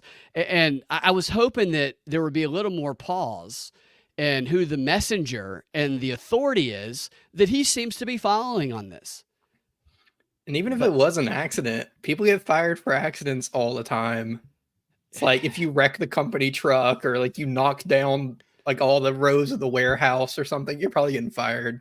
Right. It's like you didn't mean to do it, but they're like, look, you wrecked all of the shelves in the warehouse. You fucked my daughter. She's pregnant. You punched her in the stomach 30 times. We're going to give you one more chance. Yeah. Do you have any thoughts on the Ashley Biden news that has been out for years, but just recently got a little more attention? Do you know anything about that? He's, 81, 82? He's an old man. He moves slowly. We're not Ashley. Hear the question. Oh, Ashley? Don't know a thing about her. Doesn't even know. In the diary, and some people do take this out of context, but what she says is she's writing about how she believes she might have been molested when she was younger, and she lists a number of reasons why. And one of those reasons that she believes she might have been is took showers with my dad, probably inappropriate. That's all that was said. The conclusion, whatever. That question has never been raised, and that bothers me. I don't know what the answer is, but the fact that nobody's asked that, have you heard of that story ever? No, because it has nothing to do with how he governs. I don't care about what Trump's children did.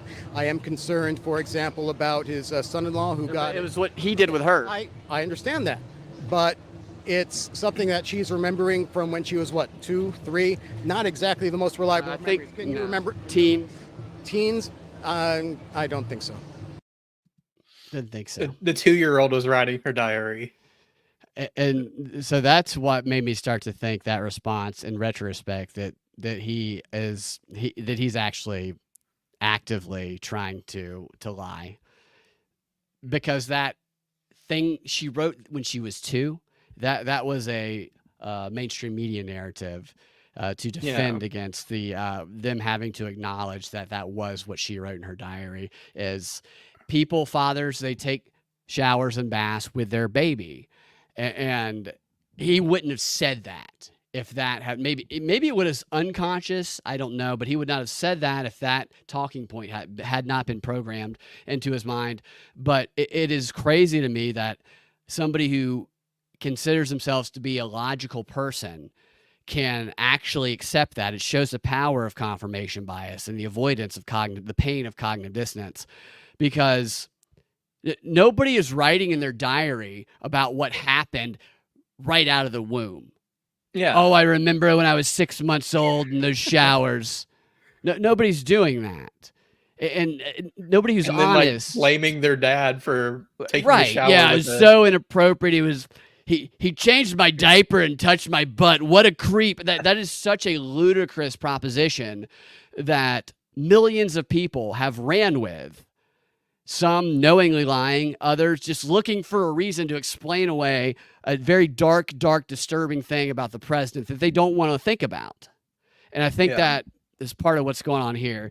That's the stupidest thing. I believe that he had never heard of it. And I think that he just came up with the first explanation he could think of. And that's the one he's going to believe forever. And that's usually the most obvious explanation. Like, if you ever think of a joke, also be like, is this the most obvious joke? Is there a more obvious one? Right. And if there's not a more obvious one, then you have the most obvious joke, and it's probably not going to be that great. Right. And that's what they do with answers. It's like he came up with the one that took him 3 seconds in his head, and that he's going to run with it. I wish I could go back to that moment and pause for a second and just say, think about what you just said. Like, let's take a step back and think about the question, and because he probably wouldn't have. You can see the way that when I brought it up that she was older, that he was just no, I'm not going to consider that. I've never heard of this, but I don't believe it. In his world, Trump is an existential threat. He's dangerous, and there's no room for the person who is going to stop that threat being a pedophile. Yeah, potentially. And this is what I was talking about at the beginning of the show, where it's like I could hear a little bit the people behind me, and I think they thought maybe that you were talking about Trump and his daughter, and they completely bought it then. And then when someone corrected them, oh yeah, he remembered his birth. But then as soon as they got corrected, no, they're talking about Biden. They're like, oh, no way, that's not true. But it's like they're just willing to believe it if they already don't like the guy. The guy kept going back to Trump's kids. I cut some of it out because he just kept I'm like, no, I'm not talking. I haven't even brought Trump up. You have. And I told him multiple times, I said, I've never voted for Trump. I've never voted for Trump. You're the one that keeps bringing Trump in. I'm asking, and I don't know how. So somebody like that they're so invested in their point of view and brainwashed that this is, in my opinion, a good example of when the media sets out to capture people of what a captured person looks like. When have they made an effort to show both sides of an issue equally instead of just with a token liberal on an occasional panel? Well, I'd say that as many times as CNN and MSNBC has with a token conservative. Last I saw, Joe Scarborough had 3 or 5 hours a morning every day on MSNBC. Now, granted, he has veered. In his mind, Joe Scarborough is a conservative. So that took me a second when I was talking to him in real time. I did not realize that at the time. Yes, it's been a decade. Was he a Republican? Since he was a Republican when that girl died mysteriously that nobody explained by herself in his office, that the left wing used to criticize him for. He hasn't been a Republican. Maybe he says he is, but the guy's been getting pegged by Mika Brzezinski for 15 years now. And he's not a Republican, but in his mind, that's Republican representation and fair and balanced. Morning Joe is. It's like the one drop rule. It's like, well, he was a Republican once, therefore he just is. It's just crazy to me that he brought that up as a defense to that. And I said to him too, I was like, I know you're not, this is not in here, but I said, look, I know you're appealing to Democrats or people who already agree with you. I know you're not trying to, I guess you're not trying to persuade anybody else. because you're never going to persuade anybody who doesn't already agree with you when you're saying, well, Joe Scarborough's just like you and he has equal time. I mean, that's basically censorship to try and tell people, no, you're represented by this guy who's obviously sucking Joe off. Hey, as many times as CNN and MSNBC has with a token conservative. Last I saw, Joe Scarborough had like 3 or 5 hours in the morning every day on MSNBC. Now, granted, he has veered to the center, but when he first got the job, he was a Republican. There's a good chance this guy's like a communist. They met and fell in love. He might be really into like philosophy, and he's just like, I'm an anarcho-syndicalist or something. But I don't know. He's definitely got a lot of Marx. Celebrates Marx's birthday. Got a Saul Alinsky in his house. He has veered to the center, but when he first got the job, he was a Republican. He's married to Mika. Well, they met and fell in love at work. Good for them. Love. Right. Do you know about? I met my wife at work. Do you know about Joe Scarborough when he was governor? Yeah, that's right. I forgot about that. I love how he defends Joe. No, they fell in love. It's just a great couple, Mika and Joe. I should have asked him if she knows anything about Mika's father. Who literally wrote like the big news. Yeah. Brzezinski. Yeah. I mean, he wrote the global domination playbook. Well, it was governor of Florida, right? Is that what it was? I think I don't. Was he ever governor? No, he was congressman. Yeah, in Florida. Right. What about him? The intern of his that fell, and well, the story is that she was in his office by herself. She fell, hit the back of her head, died. No more questions asked. And like Daily Kos and Left Wing websites used to go after him for this, but they don't anymore. That's actually where I got most of my initial information about this. It's a Daily Kos, and nobody talks about it anymore.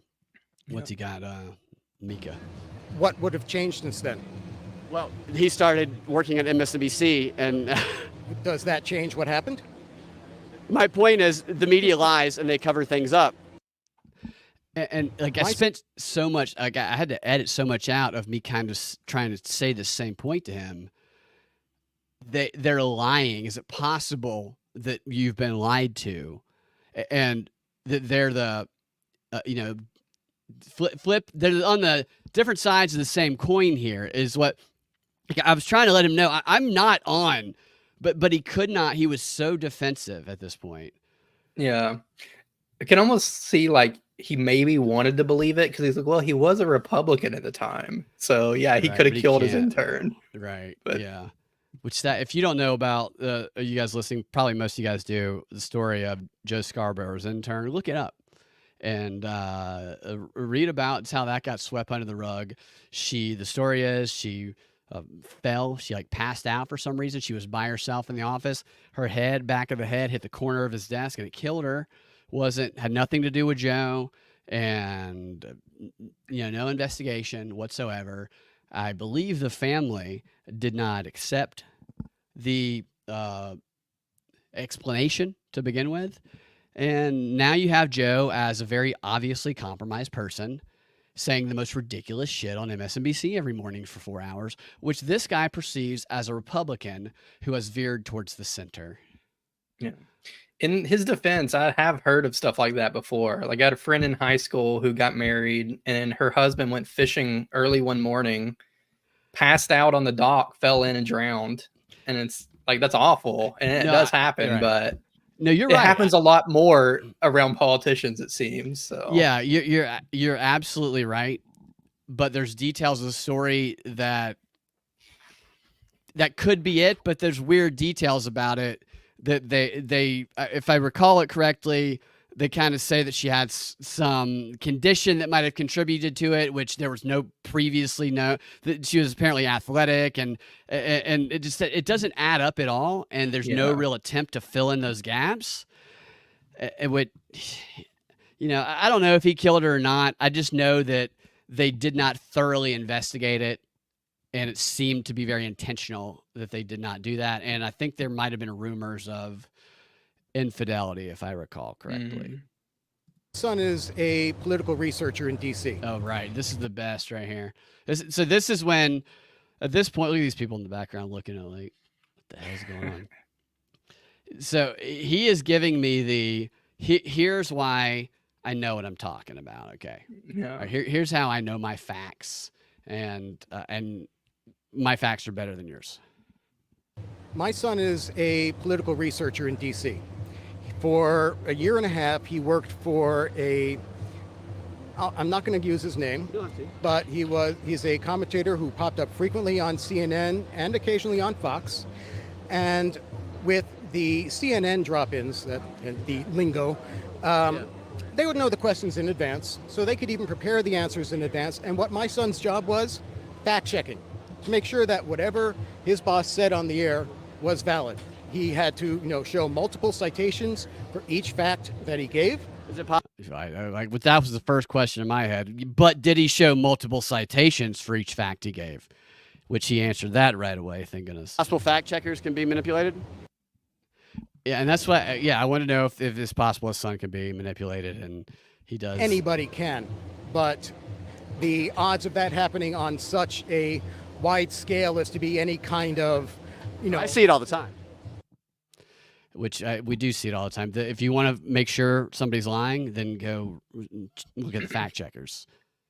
Yeah, and it's like, I don't know. I mean, I guess you have to be like choosy about what your sources are, but I could find like 3 sources that say the Earth is hot dog shaped right now. What they do is they have the sources they cite are circular. So the fact check will cite the Biden administration putting something out, and then an anonymous quote which was put out by Nancy Pelosi or something. There's a name for the technique that the Washington Post will post, and it's you don't ever actually get to a verifiable source that can prove the information. You can figure that out yourself. Like, start clicking on the links in the news article, see where it takes you. And most of the time it's like it went CNN, ABC, and like NPR. It's like, all right, well, and they all where say does the it originate? Same thing. They all say the same thing, and they all cite the same source familiar with a guy outside the window across the street from who knew about the room inside where it happened. And we're not going to tell our sources because we protect our sources. We're like, you don't have any sources. Yeah. Or was it the Russiagate thing where it's like they actually planted a story on Yahoo News and then used that story to get other stories written as the source? They do that. That is a regular technique that they use. I remember when the Russiagate broke, and this is something that I've been railing about lately when I see people praising Jake Tapper for challenging Biden. For one time in his life, Jake Tapper is truthfully pointing out something that he's actually been covering up for the past 4 years. And I remind people that Jake Tapper won a $2,500 award. I remember when he broke this from, I think it was the the Correspondents Association that does the Correspondents' Dinner. And the reasoning given for him winning this award was because he was responsible, him and a couple other CNN investigators doing that hard work were responsible for putting the phrase, the dossier, into our political lexicon. Has he given that money back? I mean, it's stolen money is what that is. And I've never heard a correction on that. And so never praise Jake Tapper simply because the one time it fits his narrative, he's telling the truth, because the guy is he's a high-level disinformation, probably CIA intel agent. Well, only because we're here in Cherokee County, the CherokeeDemocrats.com. Great website if anybody is so inclined. We have, certainly lots of volunteer opportunities this year, as you can well imagine. Other social activities, monthly dinners, monthly breakfasts, other things going on just to be able to be with, I don't want to say a safe space, but, to know that, whoever it is you're sitting next to at a dinner or breakfast is not going to suddenly start talking about how much they love Trump. So, we're close. No MAGA hats showing up at that breakfast. No, well, we did see one that said MAGA, but it's for make the a-holes go away. It's a really bad joke that they made there. They won't even let MAGA come over. And I did ask him after that. I said, well, what if somebody who was a Trump supporter showed up to one of these? If they took the hat off and they were respectful, would you guys let them in and talk to them? Because I would think that is the idea for political discourse. Yeah. And he immediately changed the subject and told a story that I think to him was related, which was about how a woman who he believed pretended to be a Democrat stole an election by pretending to be a Democrat from an immigrant who had been through a communist Venezuela and made it over here and had great ideas, and somebody pretending stole it from him. So I think that was him saying, no, we don't let anybody who might support Trump in because they might do that. Yeah, that'd violate his safe space. Exactly. Which is like, that's the opposite of what the country's supposed to be. So it's just like, we won't even have a conversation. We won't even open our minds to the possibility that we can learn something new or discover that we might have been misled about things. Yeah. Seems like the opposite of what a political party should be doing, especially is like outreach would be a big part of it. And it's like, unless you're already on board with us, you can't come to our breakfast. Like, that's weird. I partly want to show, I don't have a MAGA hat. I didn't vote for Trump, but I partly want to show up in like an American flag suit and a MAGA hat just to see if they attempt to kill me when I get there. I think you can take them. You're all of them. Probably right. But it's unfortunate that they have this perception. And this is why I believe that they genuinely saw their fellow humans and people who live in the same county as them that were at this festival all literally having a good time as bad people who that they were trying to stop. I'm like, you can disagree with people and still be cool with them, you know? They don't see it that way, it seems like. I thought it was crazy too. They did not seem to tailor their message to the environment at all, because they led with the anti-gun stuff. Right. Oh, like, all the signs and stuff they had out there. Yeah. Which I was carrying the whole time. So I was standing in their tent with a gun. Yeah. But... yeah, you said you thought about maybe pulling that up. That would have changed his perception of you totally. If you I would just switch to open carry, you know, just tuck my shirt in or something. But... I mean, that's a good point, because that kind of goes to what we were talking about at the beginning, where he seems to not be able to react to social cues because he's, whether it's something with him or just something so locked in that he's not living in a present moment and reacting to humans in front of him. They have these anti-gun. They have just a long line of like signs in front of their billboard that nobody there agrees with except for them. Yeah, and it was mostly like the anti-gun and Biden signs, and then like one or two of the local candidates. And I'd be like, I would be leading heavily with the local candidates right now. Like nobody knows who they are. So so just to give you guys some compare and contrast, this was, and I am going to cut these and publish these separately too, because I do want to give these guys, let them share their stuff, and I'll let him share his stuff too. I'll post just his stuff in case people want to join their Democrat party where no MAGA is allowed. You need to see who funds the fact checkers, says Bad Christian. Absolutely. Get your mind right before you join. Yeah. So Nate, at one point he said, we talked about cheap fakes, and I brought up a couple times. I was like, no, they called it cheap fakes when we would show, or they would show Biden having the flubs he's having now just a couple weeks ago. And he's like, no, it's deep fakes. I said, no, it's cheap fakes. Like he wasn't even familiar with that distinction. Yeah. He didn't get that in Indivisible. I guarantee you they do training with Indivisible. He totally sent. If you've ever gone, I used to go to these online Indivisible trainings. You have these 45 to 55-year-old white women with pink hair telling black people that anybody who tells them that Martin Luther King advocated to not judge people by the color of their skin is a white nationalist and a racist trying to gaslight you, and here's how you do activism. I mean, that's like, I have clips of them saying that exact thing. It's like they're inoculating them against possible good arguments that they will hear. And they call it inoculation from disinformation is what they call these training sessions. Wow. Yeah. And they use the same theme of the virus. Like the coronavirus, we're going to inoculate you from that. It's interesting the way those things. That's a little on the nose. Yeah, totally. So this was the Muay Thai guy we talked to, who was a super cool guy. Everybody else we talked to was fun, and they weren't. And there was a couple guys who just weren't political at all. They were just like having a good time and stuff. And this guy was funny. So I'm going to play what we talked about. My favorite thing this about is poorly edited and meshed together. So if there's weird jump cuts, that's why. But by the way, we chose him because we thought he'd be another like disagreeing voice. I don't know why. Just we looked at him and we're like, I bet he won't like us. Let's talk to him. And then he was awesome. We walked up and he turned around and the dude's badass, man. It's super cool and a lot of fun. Yeah. Just the interactions with people, how free we are and how we can do it. Yeah, this is him talking about America. So I asked him basically the same question that I started off that other guy with, and just notice the difference in response. My favorite thing about America, man, probably just the people, just the interactions with people, how free we are and how we can do whatever we want and say whatever we want. And I love freedom of speech. So, do you have an opinion on the debate last Thursday?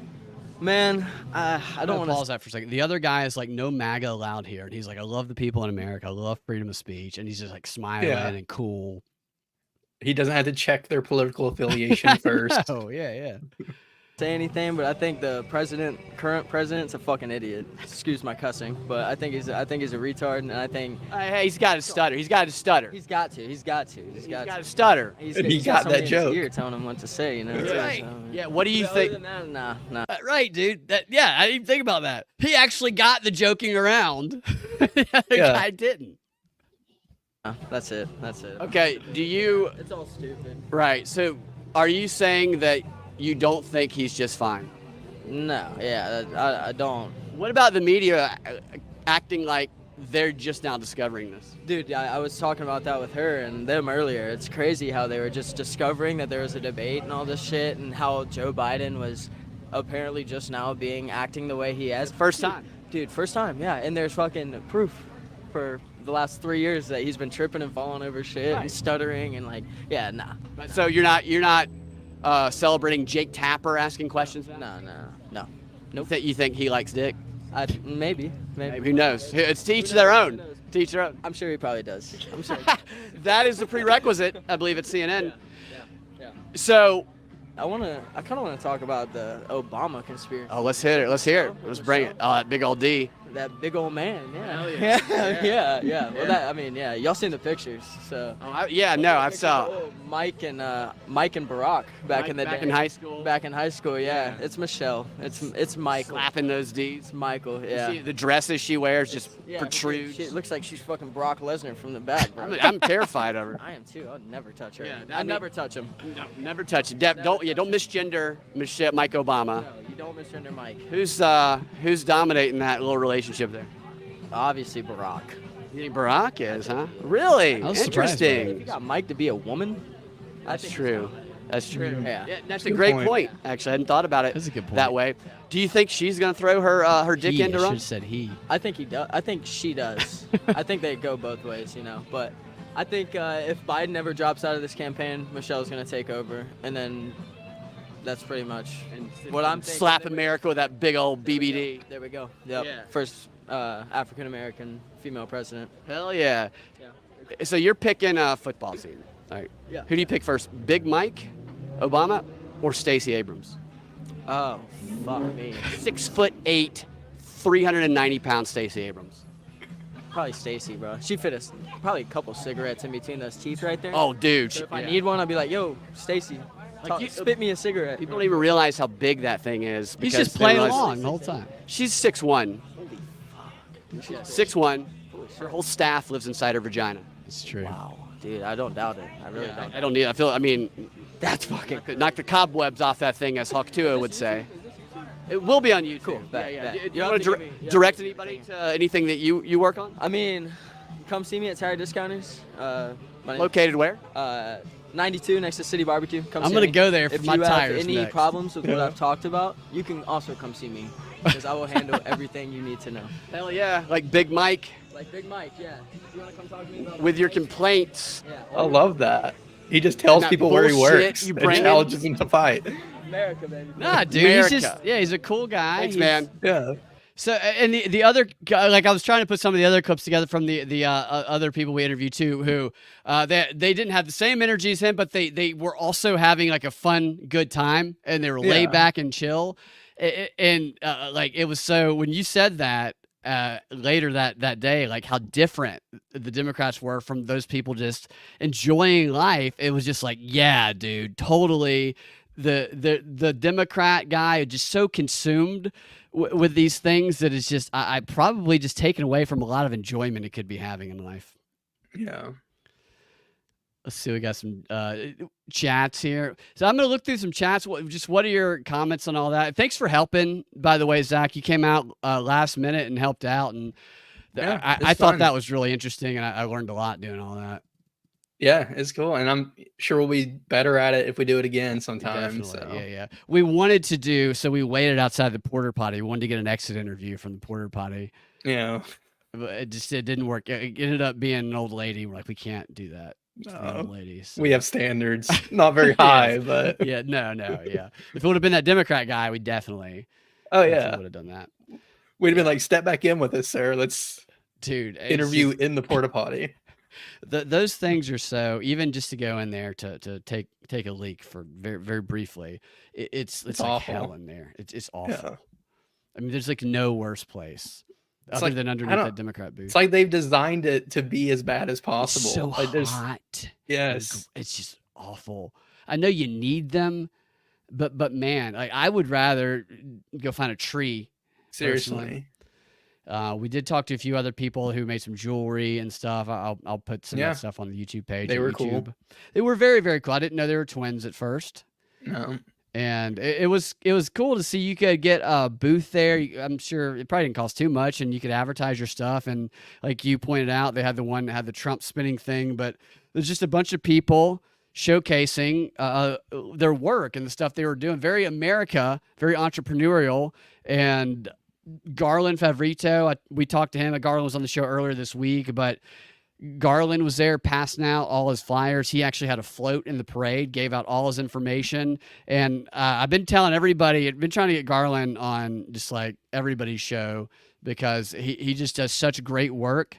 And I think the more people can have in mind the way that they maybe stole some votes in 2020 or the vulnerabilities that Garland has exposed, because what they do whenever somebody points out a problem that might have happened with the elections, they say there was no widespread fraud.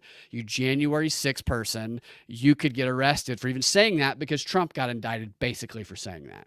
And so what Garland does is he actually has evidence that's legit, that is small scale. You don't use that. And everybody should have as much knowledge about what he's doing as possible. So he has these flyers that he passes out that has these bullet points that I keep one with me in my car. I should have had one on me talking to that guy, like a card to pull out. But that guy, like Garland's like a 70-year-old man, and that guy was shifty-eyed, like terrified of him. That we were talking to. Yeah. So all right, I got the feeling they didn't like being across from that. Like from their tent. They're like, they hated it. And maybe that was on purpose. Because those were the only political tents. There was the Trump spinning wheel. Yeah. But those were the like overtly political. Yeah. Although Garland's isn't political. It's just election integrity. No, I think they even went out of their way to say that. Like, yeah, we're not really political. We're not like, we may have our personal opinions, but we're not pushing that. So Garland, I've asked Garland to be on. We do the Political Science Theater 3000, mocking some of these debates and like Biden's speech.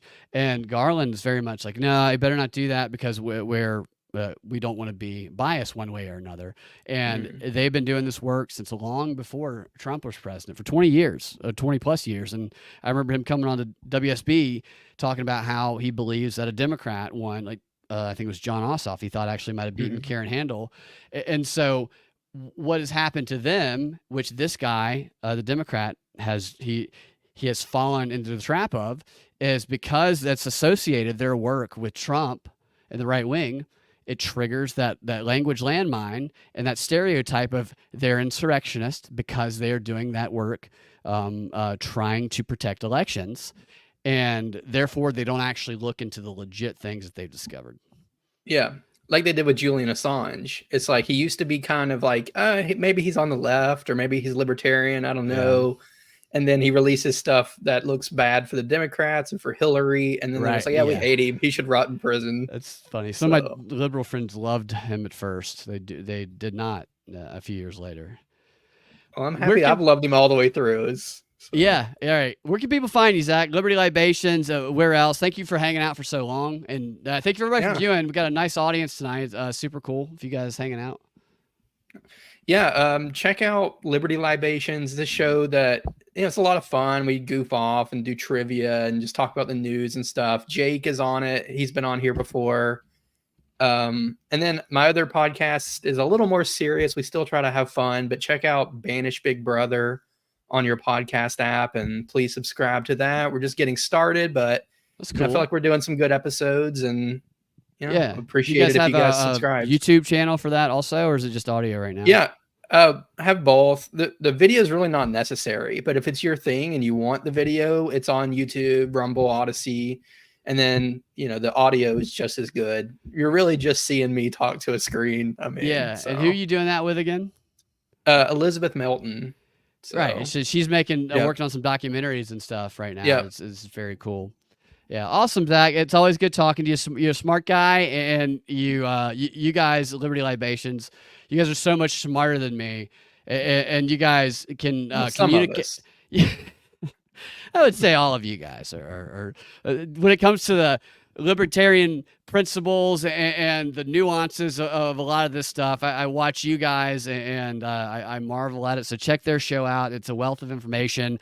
And if when you see me on it again, you can see me get last place in trivia, which I'll proudly do. But you guys have a great show, and so definitely check it out. We'll do it again soon, man. Yeah, thanks. What do you mean mods, Bad Christian? I don't have any your comments. I can see your comments. Your mods. I mean, there's a chance that YouTube has taken me.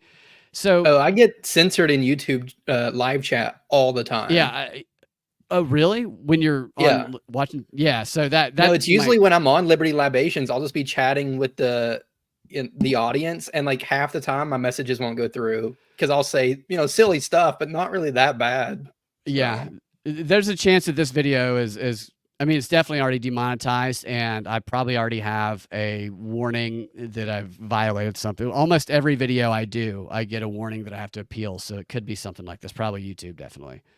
So sorry about that. Dana says, a great camera. You did do really good camera work, Zach. Oh, okay. I don't want to give my arms are tired, but yeah, no, you did. It was hot, and so it was like you were a trooper out there. We both were sunburned like hell. At the end. I don't want to give Josh too much shit, but when we were in DC and I was interviewing Lars before we left about what his presidential candidacy, it's over now, what's he gonna do next, Josh was doing the camera work, and I posted it without even I just immediately put it on Twitter, and then I started looking at the comments the next day, and people were like, why is this in slow motion? And so I was like, wait, what? And so I went back and I played it, and it was like me and Lars talking for 30 seconds, and it was, all right. So Josh accidentally triggered slow motion, which you can't really reverse because it'll make you sound like a mouse. You reverse it. So you did not do that, and you had great framing. All right. Thanks, guys. I'll stop rambling. We will talk to y'all next time. Have a fantastic rest of your Friday evening.